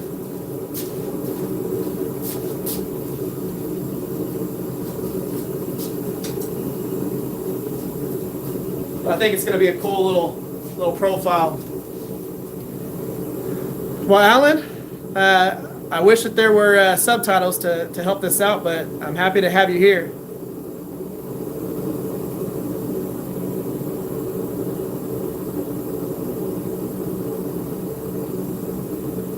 Am I just a drunk man streaming? I'm not drunk. I don't drink alcohol. I got water. But yeah, don't drink alcohol. I don't drink alcohol. I don't smoke. Don't do any of that. I'm a boring dad. I got 3 kids and a wife. I've been married for 20 years. And I just make stuff out in the shop. That's what I do.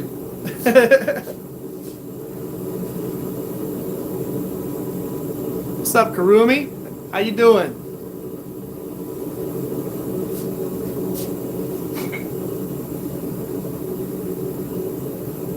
Ronaldo was better.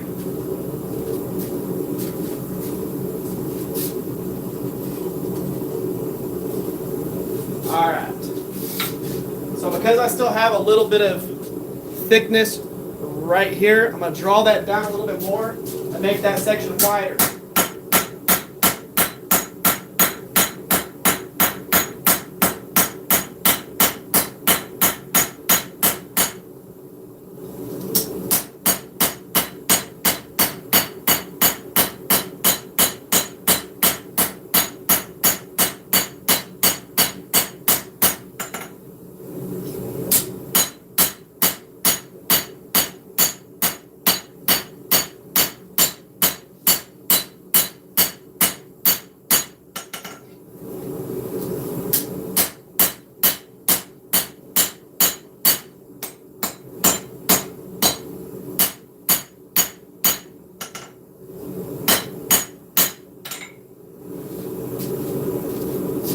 See, what it's doing now is they'll have a little bit of a heel, almost like there's some recurve right here, like it'll come back like that. The heel will come in, and there will be an edge all the way from here all the way to the front, but it's going to have a nice belly to it. almost like a leaf profile.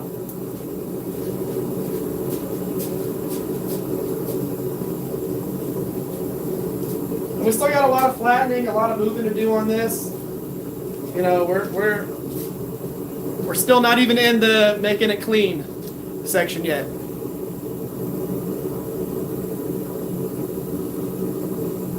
Sure of my soccer skills? My soccer skills are awesome. I played soccer for a long time. Yeah, I'm a soccer and hockey player.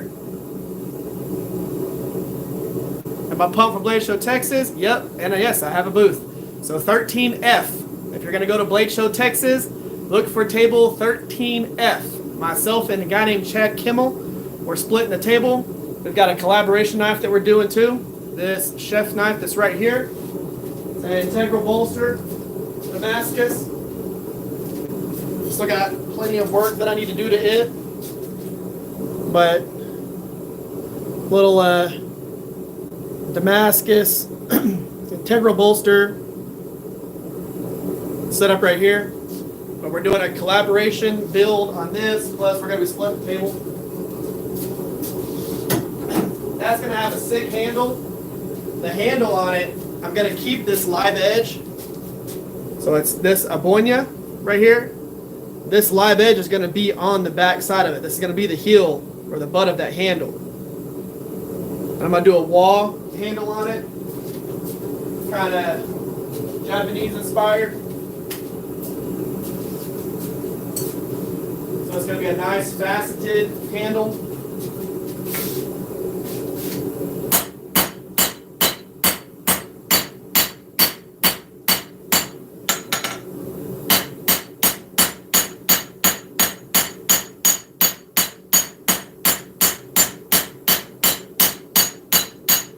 Work on cleaning up these bevels a little bit, the flats.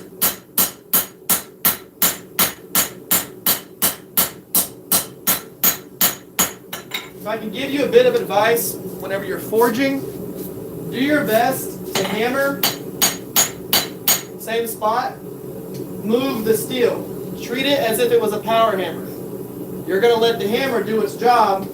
You're just moving the steel where you need it to go. Alright?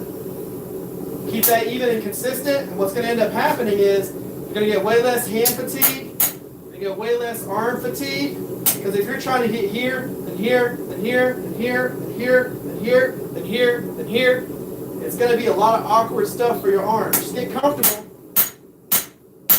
Move your steel.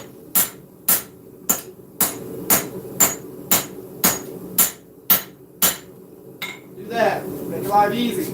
Save your elbow, save your arm. You can forge for as long as you want. You just got good hammering technique and everything like that, you'll be fine.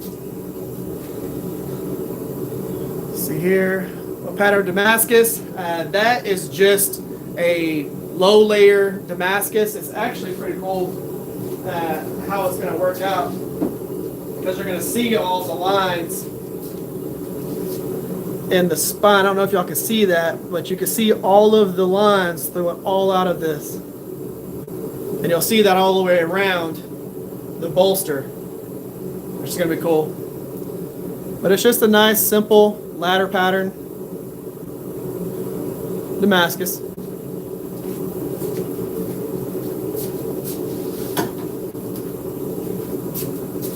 That's a collaboration between me and him.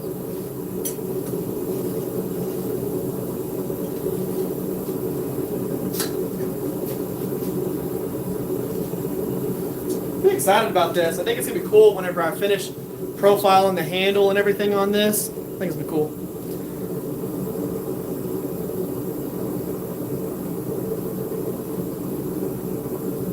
Too young to be traveling through Texas though. Well, you are right now. Yep, and we're making a knife. Doing an integral. This, I would say it's just an integral bolster knife, but the handle's actually integral with this as well.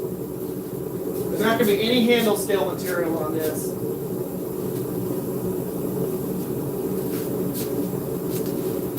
Right.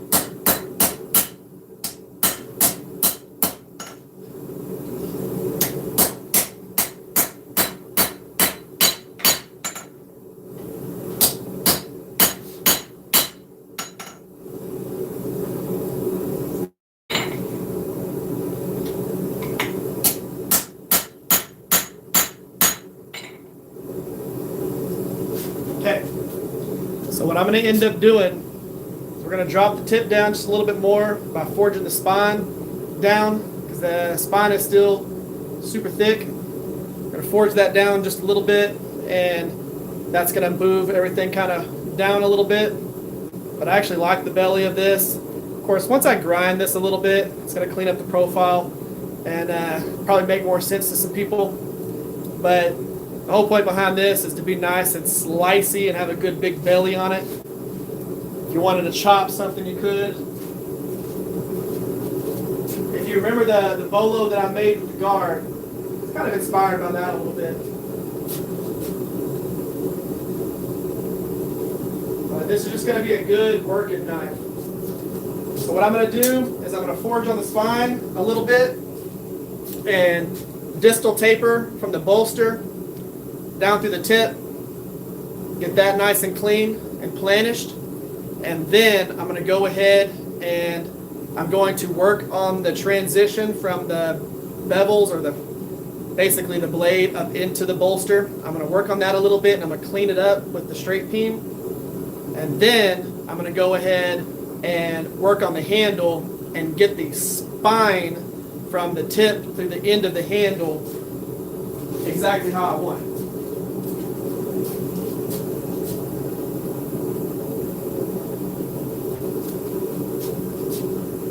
Still got a lot of material that we can mess with right there with profiling.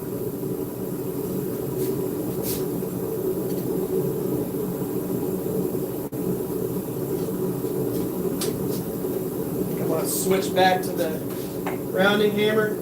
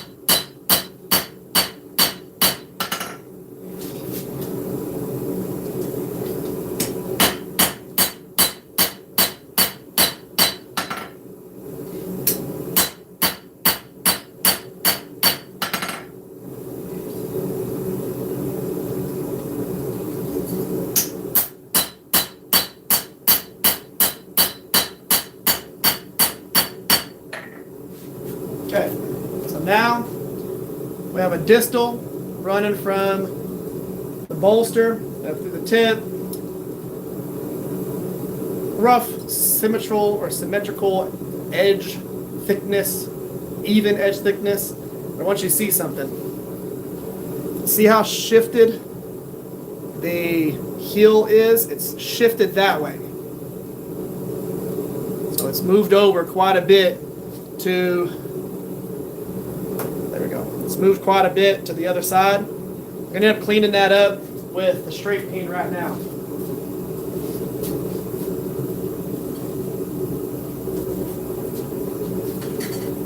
That's the next step. We're going to clean that up a little bit, and then we're going to go ahead and start messing with the handle profile. The funny thing about this is once I get into the cleaning up of it with the 2x72, things start to look really cool. You get to mess with the profile. It's like you look at things like this right here.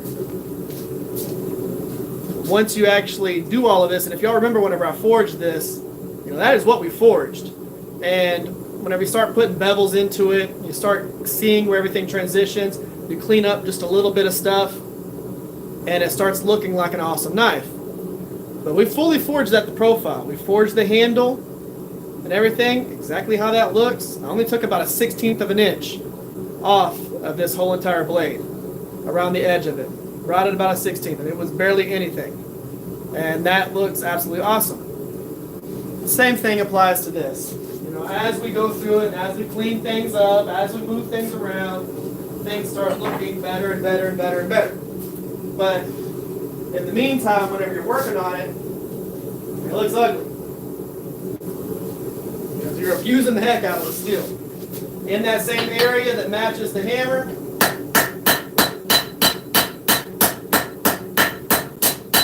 we're just going to start cleaning it up.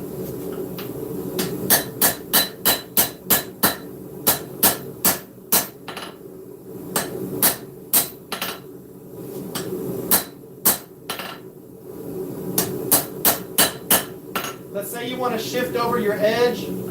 All I did there was, so we got this heel centered in the actual bolster now. All we did there was we put the edge of this on the anvil right here, and we hammered on top of the bolster. Move the bolster down, and the anvil will shift this heel up. So now we have a centered heel on there. And our bolsters are cleaned up a little bit. Now, of course, we'll end up planishing the blade and getting that all where it needs to be. But for the working on the handle part of this, all we need to do is just make sure that we have the spine centered and that heel centered. I need to shift the spine over just a little bit. Put just a little bit of heat in it, and then we'll adjust the spine, and then I'm going to start screwing with the handle a little bit and getting that profile better. Let's see here. What are y'all talking about?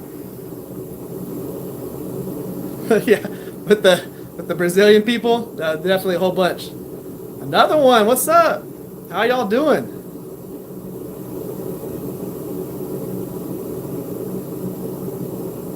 Working hand forge.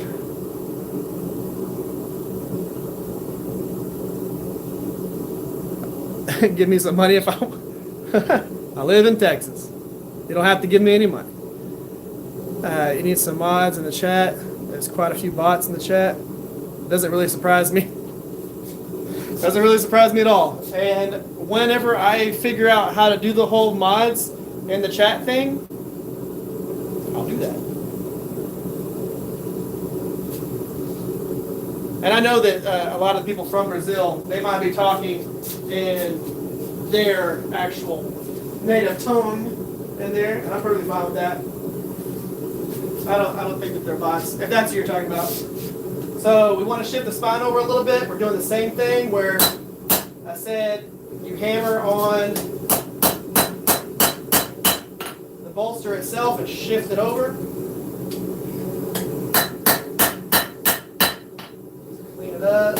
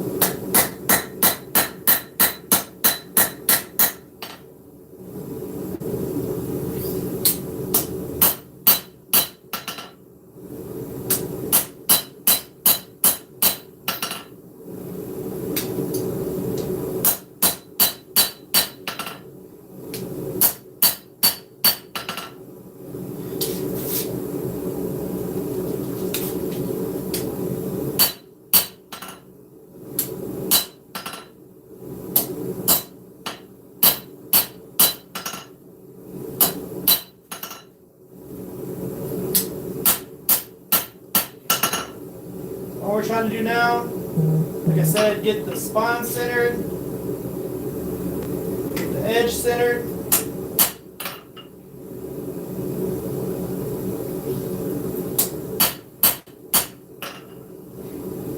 Without going too crazy, because we might end up screwing it up when we start messing with the handle. But we're centered there.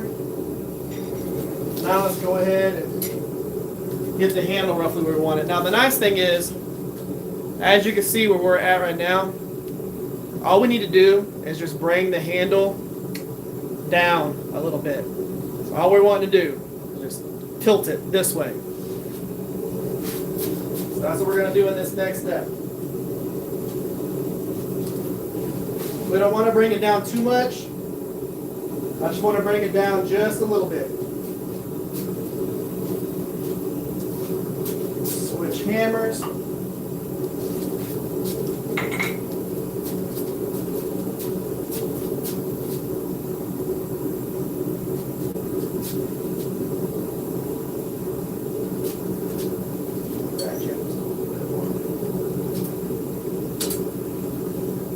Once we get that brought down, we'll have the spine profile that I want. And yep, I do streams every single week.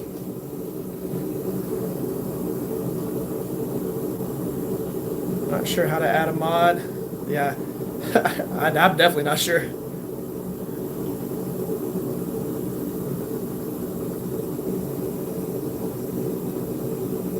So I live basically like 5 minutes from, if you drew a line from Oklahoma City to Dallas-Fort Worth, so if you just connected Oklahoma City to Dallas-Fort Worth, I'm the halfway point. It's a place called Wichita Falls, Texas. If you've ever been in the Air Force, you know where I live, because Shepherd Air Force Base is in my hometown.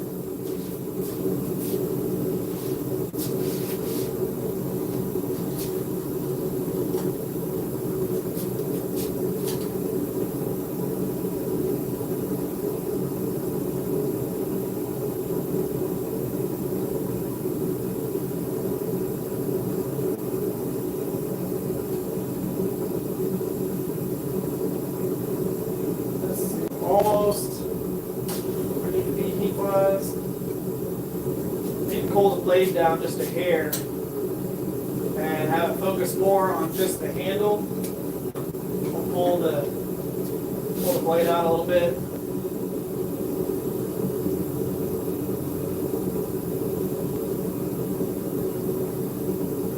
All right.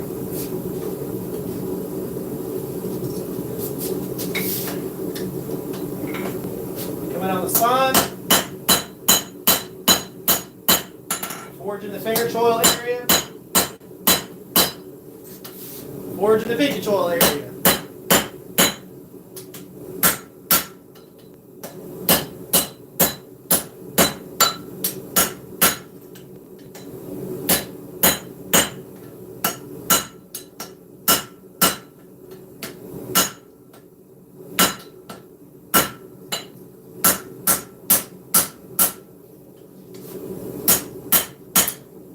Okay, so what we're doing right now,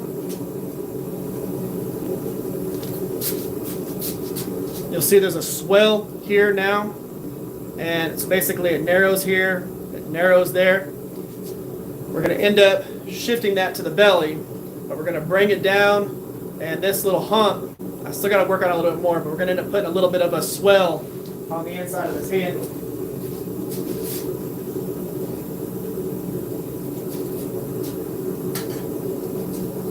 Basically what you want to do in order to achieve this, again, is you want to put this side down on the anvil, hammer here. This side down on the anvil, hammer here. And then what ends up happening is you pinch it, it creates a bump like this on the spine. And what we want to do is translate that down into the belly of the handle. So we pinch here with these two corners on the anvil, and then we put a bump on the backside. Whenever we flip the handle over, and we hammer here, and we hammer there, it ends up moving these areas to where it pushes the bump up, and we'll have a belly.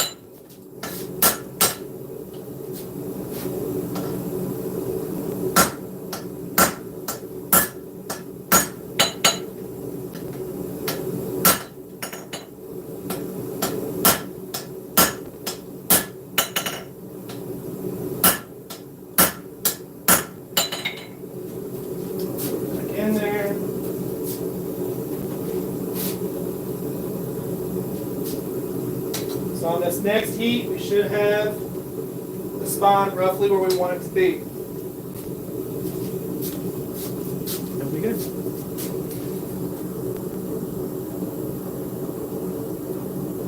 So Steve, you would say raise the anvil, but the anvil is in the exact height that I want it to be. So if you're ever trying to figure out where to put your anvil, the face of it should be even whenever your knuckles are next to you. Your anvil, your fish should almost be able to sit on top of the face of your anvil. My anvil is actually about 2 inches taller than if I was to do that. So whenever I'm working on something and I'm trying to just fine tune it and I'm getting close to it, it's so that I can see it better. Like this.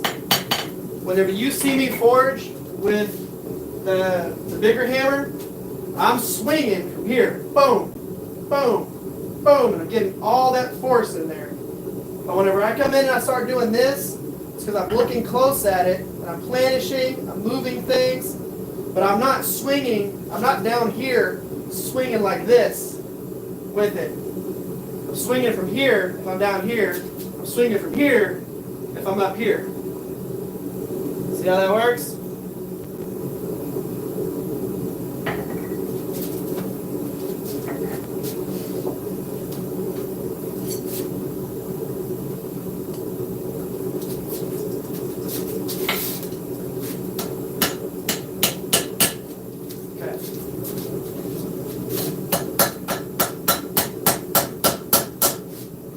Down.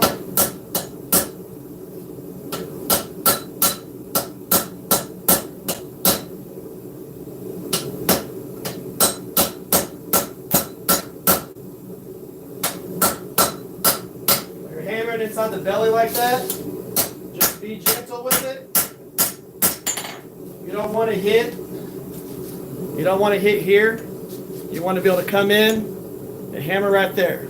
Now you see what we did there? I got that nice arch to the spine. Now we can play with it a little bit more. Clean it up a little bit more. And then here, get a grip on this.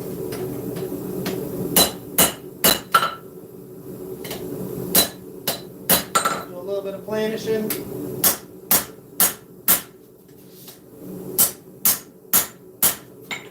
Go back in the heat.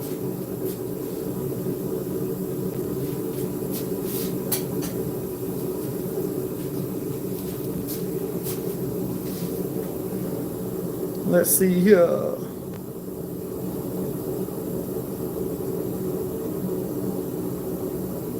Headed to the casino. Abilene. Yeah. You know, sometimes I wish I could communicate telepathically with Eric just so I could tell him to just shut up and read chat.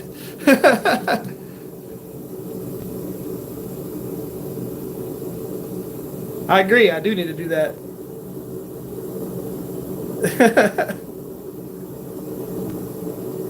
Can you see what I look like without glasses? I look like this. My eyes are about 10% smaller. Glasses on, eyeballs are bigger. Glasses off, eyeballs are smaller.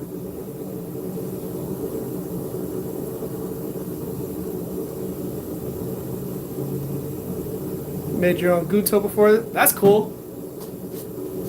Those I made a bunch of different things. And of course, knives are called, they have different names depending on where you're from. But yeah, I've made a bunch of different styles.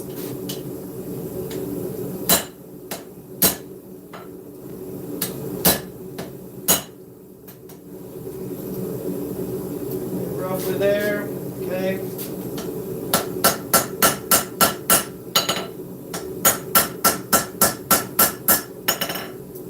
Bring this up a little bit more.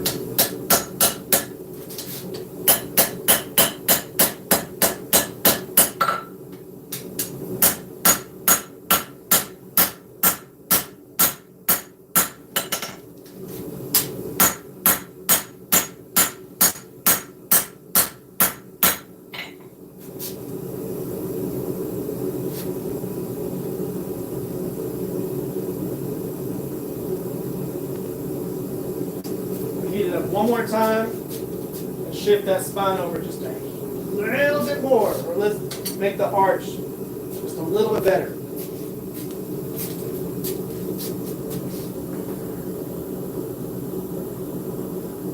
Told me your anvil should be the height of her crotch to take advantage of the third hand. Yep. It's a type of katana. Yeah. I've made dows. I haven't made like a full-blown katana, but I've made dows and a few other Japanese and Chinese style blades. When they have dates, absolutely send that to me. And no joke, there's a lot of people, like if you watch Lynn Ray, he will use the crotch to hold the tongs, boop, boop, boop, boop, and do that. That's the real thing. You'll see some people who have their aprons, like if you look at let's do Neil Kamamura's. He wears that leather apron. It's split in the center. It's basically got two little leg covers. I don't know if that's the reason why there's that split in there, but yep. I mean, I assume it's for something like that.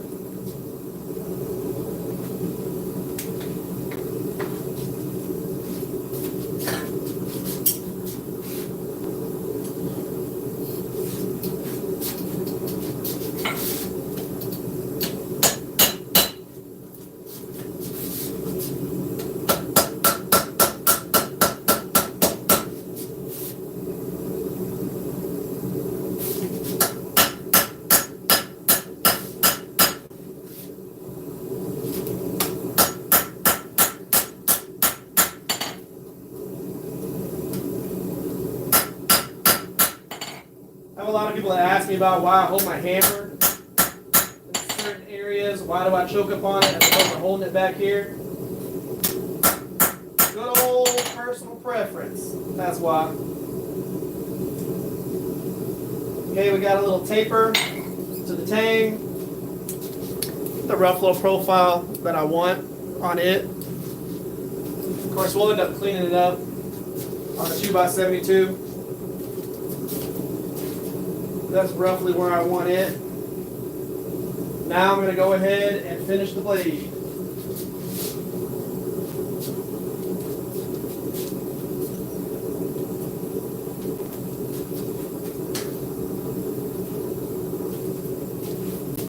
Still haven't decided if I'm going to keep that little bolo shape or if I'm going to just make it more of a drop point. We're going to figure that out here in a couple of seconds.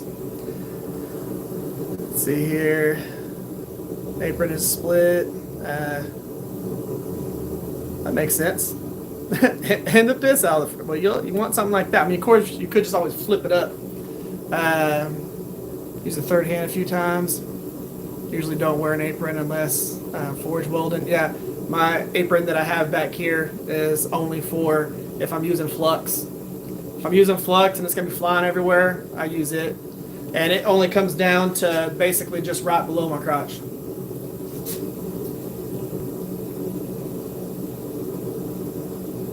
So I used to have what I would call the third hand, which was the belly vise, or whenever you whenever I was building the shop, whenever I was putting the wood up on the walls, I'd use my belly to hold it still, and I'd drill like this.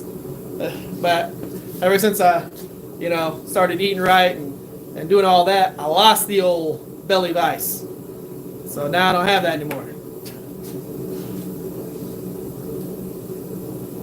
Mad at me because of the holes burned through shirts. What's up, Mule? I didn't know you were going to be able to make it. So I'm happy you're here.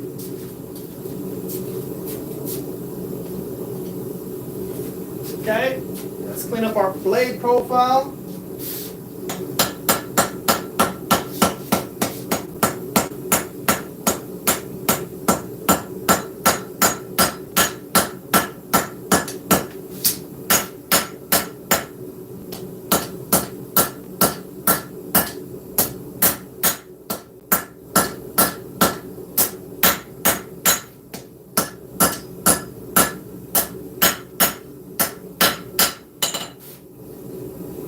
Remember, in this last steps of this, That's where everything really starts to get clean, really starts to come together, really starts to smooth out and even up. What do y'all think? Leave the belly or flatten that out and make it more of a leaner drop point? I'm gonna let y'all decide. Leave it narrow here, flare out and come back into a point, or flatten this and take that belly out and just make it more of a traditional drop point profile. By the way, Mule, this is where we're at right now. We got our integral bolster and handle on there. I've already profiled the handle and got it to where it needed to be and roughly started centering everything. But right now, we're going to get the blade profile exactly where we want it. Then we're going to clean up the bolster, and then we'll planish one more time to even things out, and we'll be done.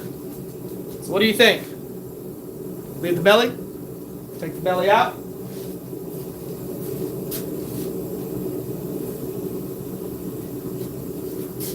I'll let y'all vote.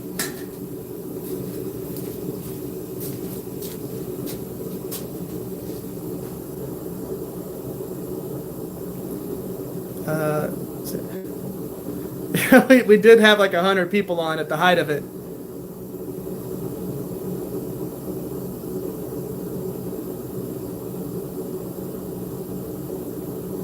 Nice fireproof shirt.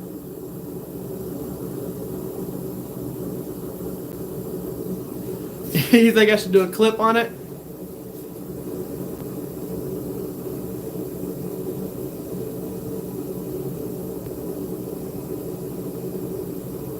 Nice. That's cool that it went for 300. I've done a couple of auctions like that.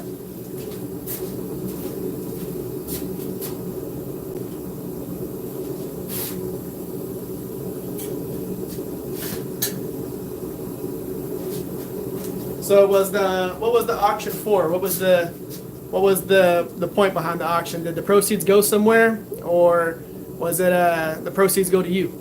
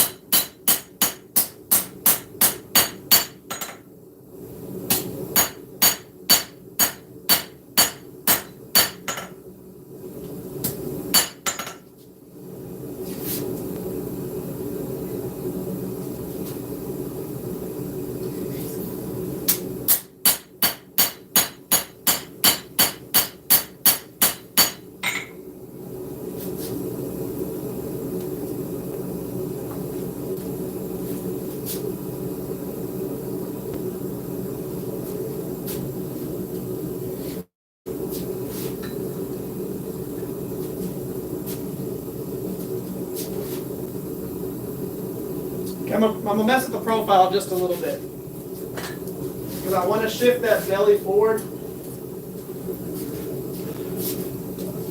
I either want to do one of two things. I either want to bring this in a little bit and bring the tip up some, or I want to shift it. I think I'm going to forge a little bit here, bring that belly a little bit further forward, and push the tip up just a little bit.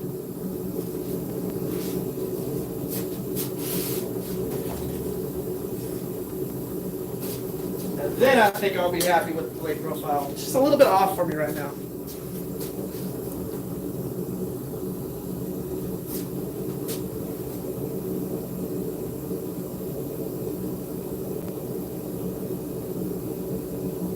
Yeah, see, I thought about bringing the heel of it a little bit further down, but I'm going to end up removing like where the heel actually is right now. I'm going to end up rounding that down. So where the heel is right now is not exactly where the heel is going to end up being. It kind of comes down and then it dips in, then it goes down into the actual edge. I'm taking that first section off so that what'll end up happening is it'll be like this. Because right now the heel is pretty close to where the actual bolster is. I'm going to take it up to here. And right now, the heel is brought back like this because it kind of profiles in. I'm going to take that out and bring it up front. So it'll have more of a heel when it's all said and done.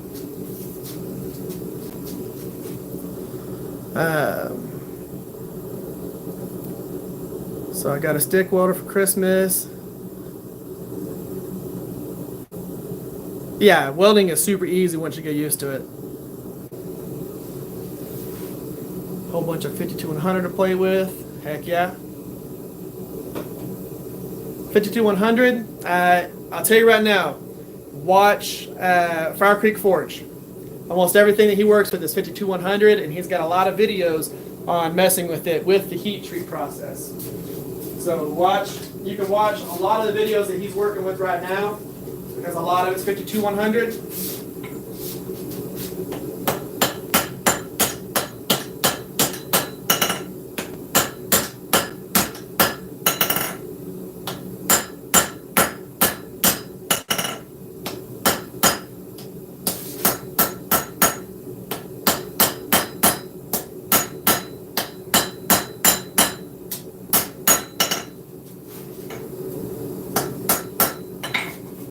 Give you an idea what I was talking about, Chris. This little bump down that's right here, that's coming out. And if you look at how much this right here comes down, and then look at that, when it's all said and done, this section will have as much of a choil as that knife right there. When it's all said and done. What I want to do now, though, is I want to take this tip and I want to bring it up just a hair. I already moved the belly forward just a little bit. I just want to bring it up a little bit and take this hump out a little bit.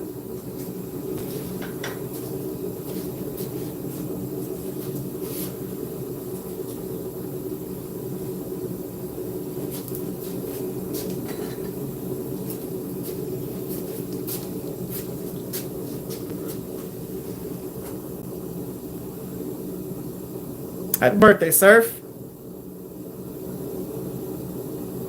Got one of those wind turbine bearings. I need to break up. Nice. Right here, you want to see a chunk of 52-100. Oh. Look at that. Got that from Steve Jennings. That right there is a chunk of 52-100. That's gonna make a lot.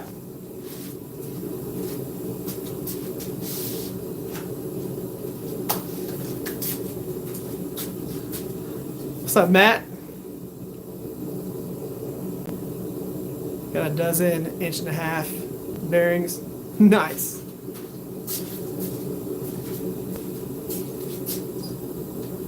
Like an 1.5 inch diameter.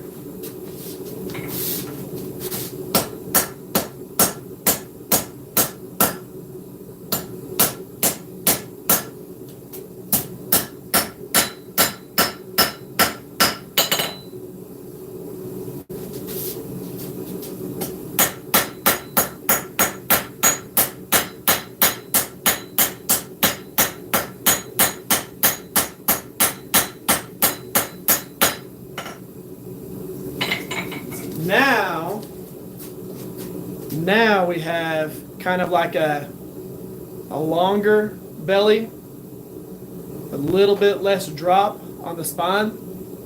I think that's a good profile. Right there. Now I just need to straighten it, plenish it, get it cleaned up. I know for you old people, it's okay. I know I'm leaning over. It's fine. Just paying attention to what I'm doing here.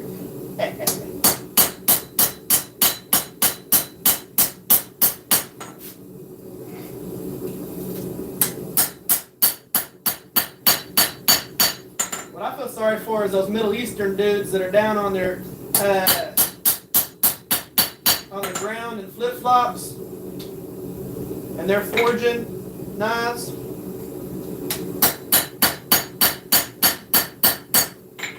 Car hoods. And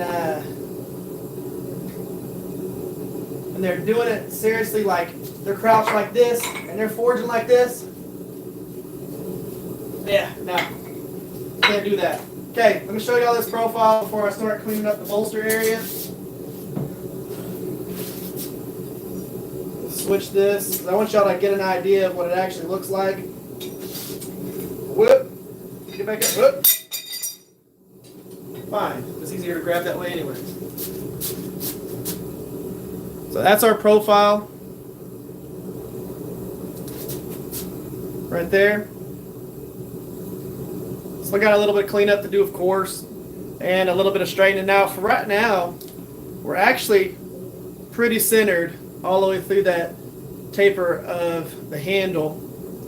We're pretty centered in our bolster area to where y'all are faced by the fan, because I know that gets annoying. So I'm going to put y'all closer to the door.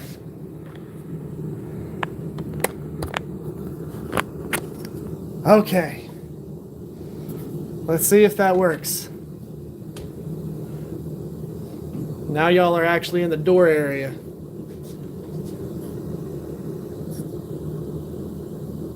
Do you think I'll have a handle on that knife?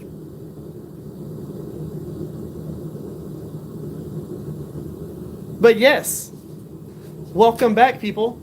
I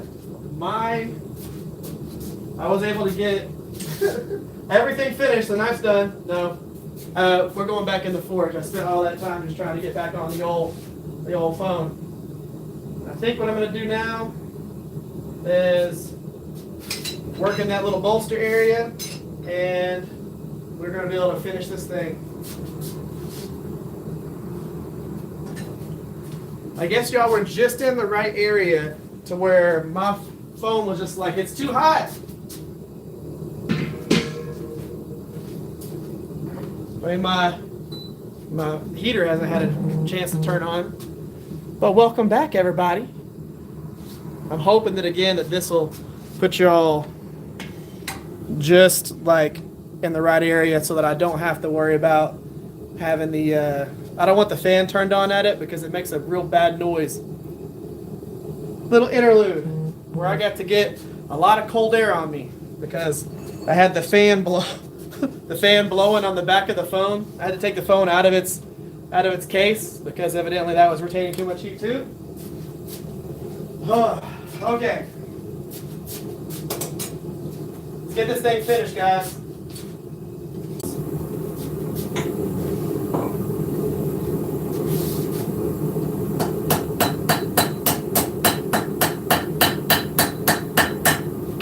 Clean up this bolster area a little bit.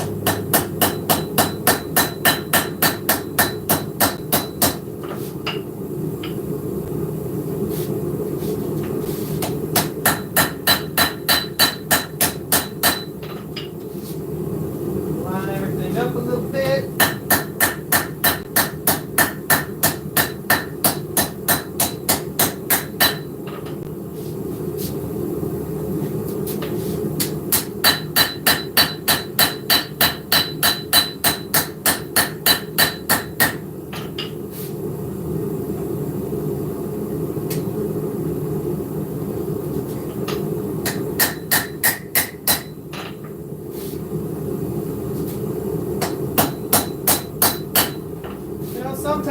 have a little bit of technical difficulties, guys. It is what it is.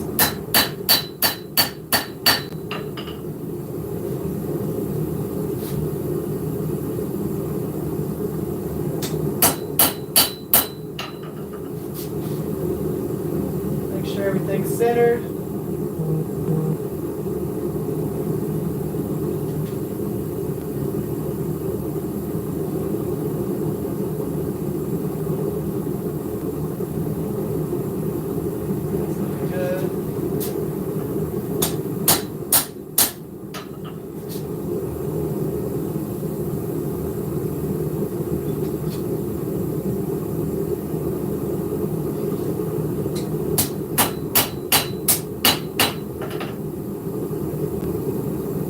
Okay.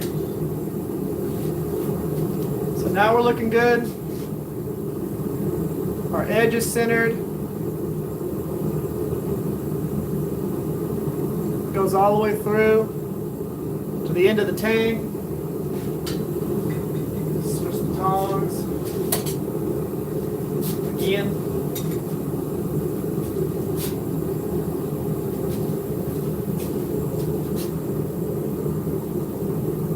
So it goes through there. The hard part is there's a little bit of swell, like it bumps out a little bit right here. That's going to end up getting ground away. The actual heel does come through the end of that tang, right through there. So see it peeking right there. It lines up. So we're good there.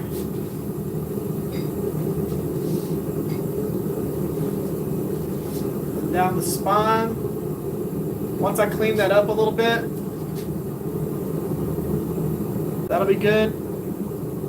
One of the things that I'll probably end up doing off camera is I'm going to come in and I'm going to flatten this little area here.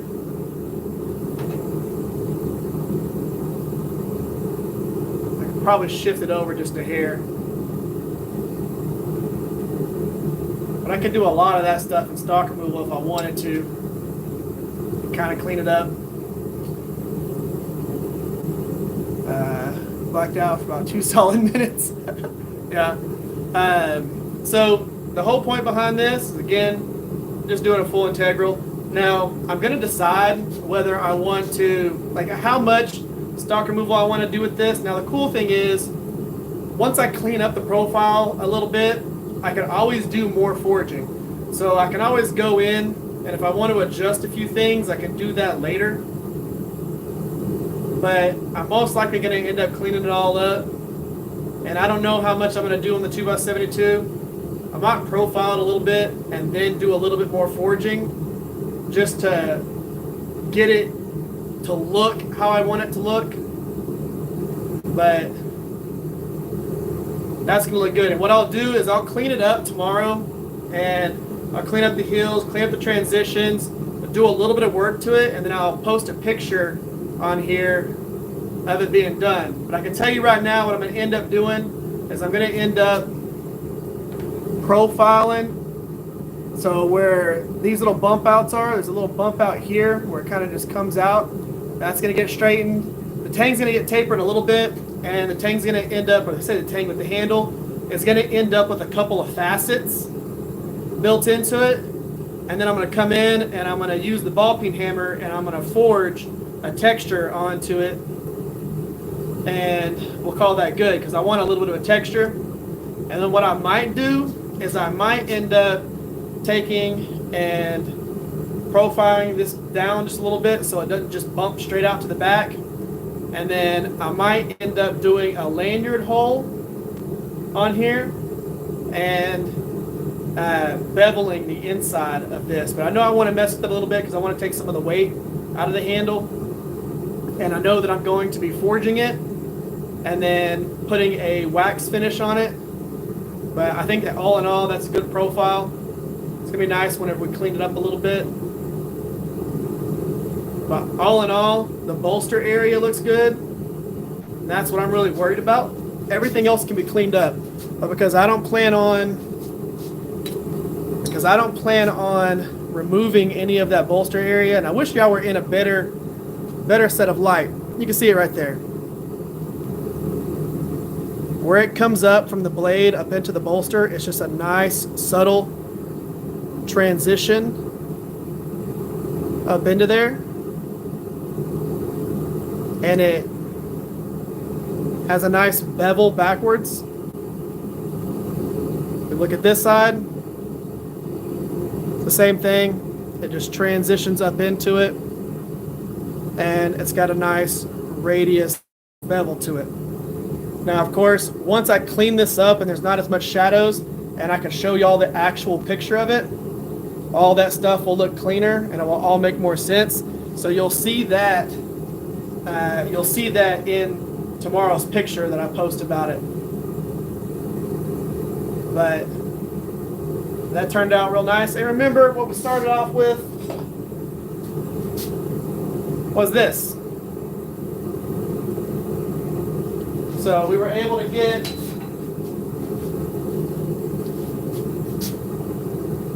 that whole entire knife out of this.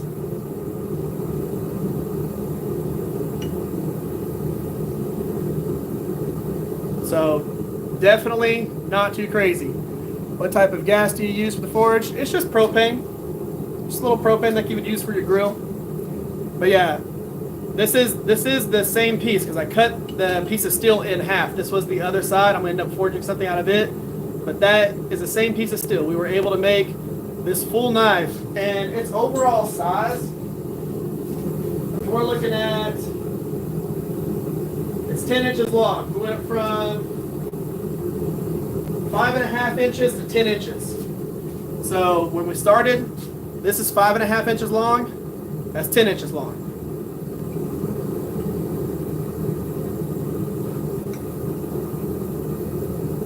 So, not too bad. Full integral, and like I said, whenever I actually post pictures of it tomorrow, everything will look better. The hardest part about showing y'all stuff here is being able to get y'all far enough away from the little, the good spot of the cell service and everything, and into an area where you can actually see the light of it. So that's the actual profile. All the way through from the tapered handle through the tip. And once it's all cleaned up, and once we've done a little bit of work on the 2x72, everything's going to look a lot cooler.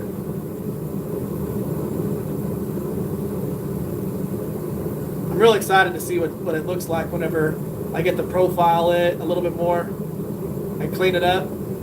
But like I said, that'll be in, I'll post a picture of it tomorrow so y'all can actually see what I did with it, and we'll go from there. But for right now, we've been doing this for about two and a half hours. I want to go ahead and put it in here to deal it. But in next week's live stream, we're going to forge another knife. I haven't decided exactly what we're going to forge. So, what do y'all want to do? What's up, Mario? What do y'all want me to work on next week's live stream? Now, it has to be able to be forged within the time, so don't say like forge a katana or something like that. No swords. I don't think I'm going to forge a sword during a live stream. But is there any particular knife that y'all want me to forge in the next one? I don't think I'm going to do an axe in a 2.5 hour live stream. But that would be cool. Can I invite you to the live stream? So I'll be posting a thing saying Copeland? I'm probably saying that wrong. So what do y'all want me to work on in this next one? Not an axe or a sword or something like that. It needs to be some sort of knife, just because I need to have enough time to actually complete it. Now, of course, I did just forge a full integral knife, but that's not even as far as I would typically go. So if I was doing full forge to finish, to where I was getting the edge nice and thin, and everything super, where it needed to be. It takes me about 4.5, 5 hours with the forging to do that. What's up, MC?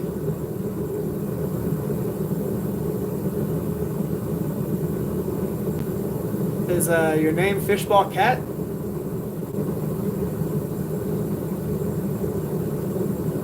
Moderate take on a Ula? That's not a bad idea, too.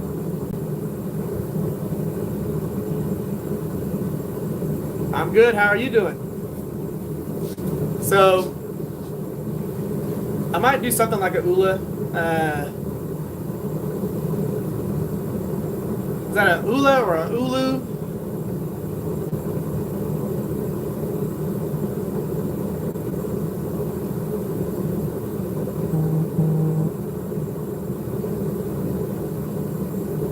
Let's see here. But I think what I'm going to do, I might make something like that. I'm trying to decide exactly what I want to do. I know that we've got a few different blade styles that I could do, but Ravenclaw, I have to look that up. Is that like from a game, or is that from a movie? If I type in Ravenclaw, is it going to tell me actual, like, is it going to show me what the actual knife that you're talking about is? I don't think off the top of my head that I know what the Ravenclaw is. What I might do, I'll look into that, and I'll look into a few other ones.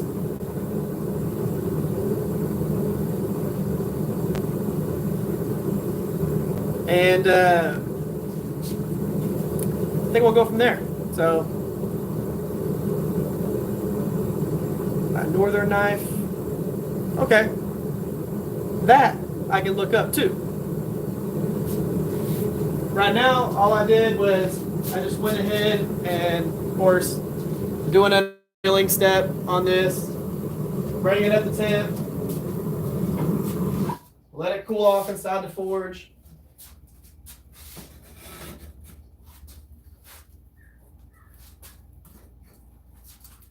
Let that do its job in there. I always do an annealing step after every forging cycle. So if I decide to forge it some more, I'll go ahead and do another annealing cycle. But anytime I abuse the heck out of steel, I go ahead and do an annealing phase. So it's like a semi-long, slightly curved knife. Okay.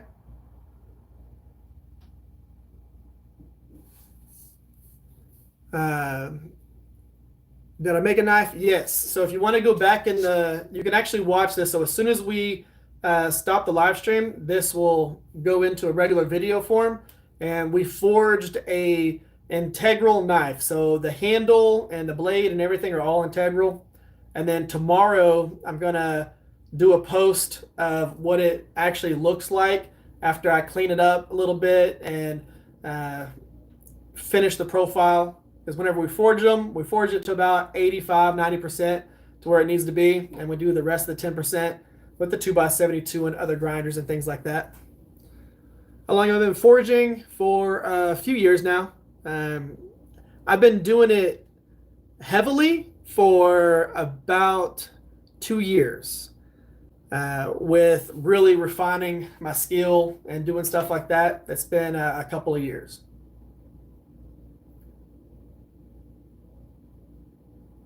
So I sell all the knives. If you go on to the riversexperience.com, just like my YouTube channel, the Rivers Experience, you just type that in and do .com. I've got all my knives on there. There's a bunch of them on there, and I've got some of the YouTube builds and things like that. They're all for sale on there, and I ship worldwide, so it doesn't matter where you live. You can live in Belgium, you can live in Brazil, you can live in California, which probably is even more difficult than some other countries. But anyways, you can live pretty much anywhere, and I can ship to you. I ship all across the world.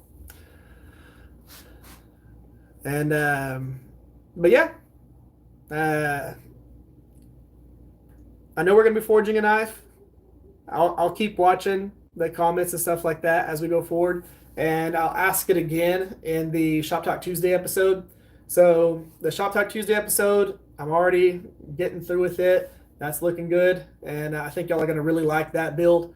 Um, and of course, then we're going to go ahead and work on so after this Shop Talk Tuesday episode's done, this is the knife that's going to be the next Shop Talk Tuesday build.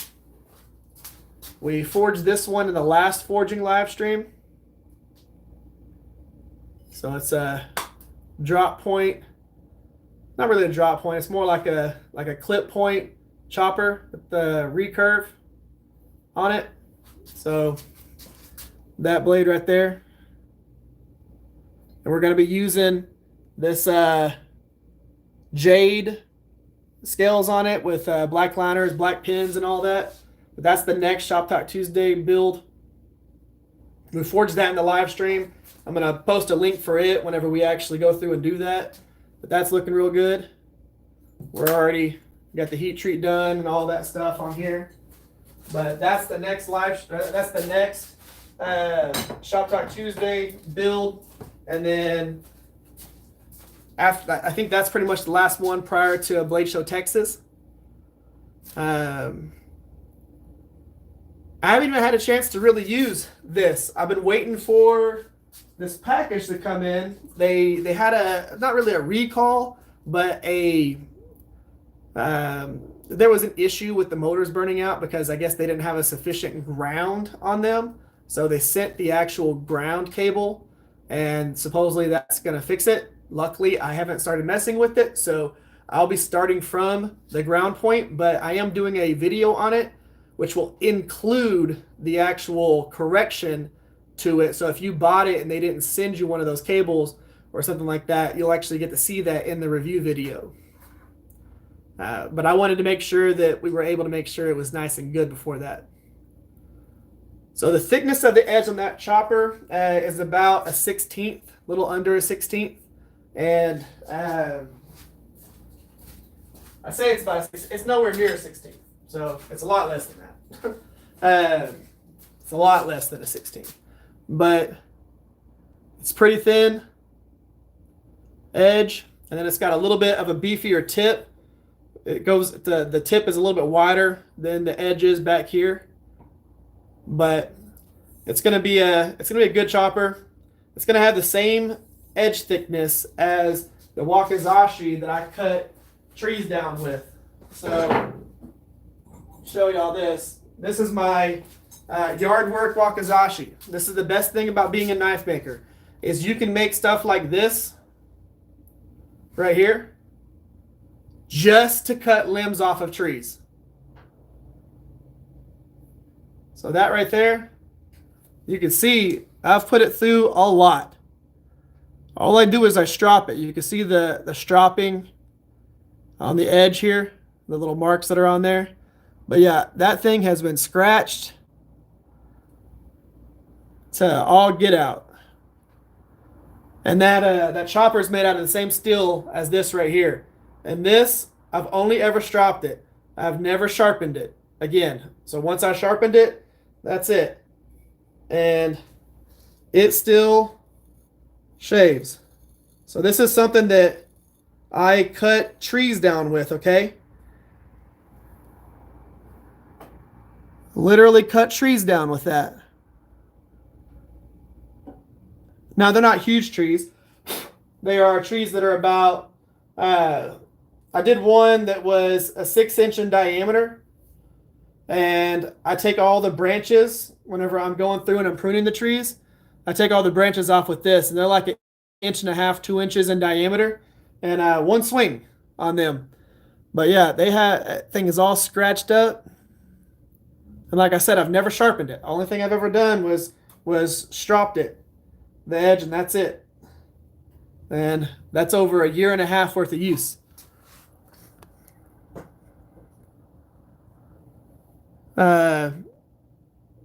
It's almost a 0, so it's just above a 0 edge. I don't know because I don't really measure it in the thousandths or anything like that.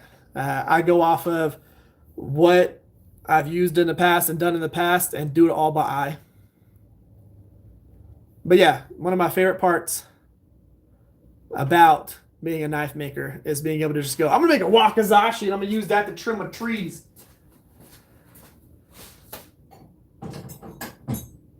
And I've got, for anybody that is going to Blade Show, I've got 4 knives that I'm taking that are made out of that steel. And I typically only make swords out of that steel, and I typically keep all of them.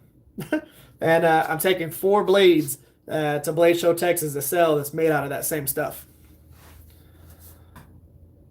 Did you make a Damascus knife? Yep, I have made plenty Damascus knives. Now, I don't know if I'm going to make one at a live stream because it would take the whole entire live stream to forge, cut, restack, weld, forge, cut, restack, weld to be able to do that. But I might forge something out of Damascus that I've already made. I do got a few knives that I'm going to end up doing that with. But I was having fun with the live stream on this one. I think we peaked at over 100 viewers at one point. But, yep. That's going to cool down. I'll mess with that tomorrow and get it all where it needs to be. And I'll give y'all an update picture on that. But I think we're going to call it here. We're about 2 hours and 40 minutes into this, guys. Hopefully y'all had fun. If you didn't get to watch the whole entire thing, make sure you, whenever it switches to where it's actually a watchable video, which should happen anytime after I stop doing this, or this live stream, go watch it. You can watch how I forged an integral knife out of a chunk of steel that looked like this right here. It was just a piece of steel like this, a little wedge. I took it from that to a full knife. And all we did was we used 3 hammers and that anvil. And that's all we did. That hammer, that hammer, that hammer. And we were able to forge a full integral knife out of that. So, y'all make sure and check it out. Danny, it was awesome to have you here. All you guys, it was awesome to have y'all here. The full Brazil crew, thank y'all for coming through, and everybody that watched. It was I was blessed to have everybody here, and you know this was a fantastic live stream. Hopefully next week is just as crazy. We're gonna be forging a full knife in that one as well, so definitely come by and check that out, guys. It was amazing having y'all here. Y'all have an amazing night. Y'all stay safe out there, and I'll catch y'all on the next one. Okay.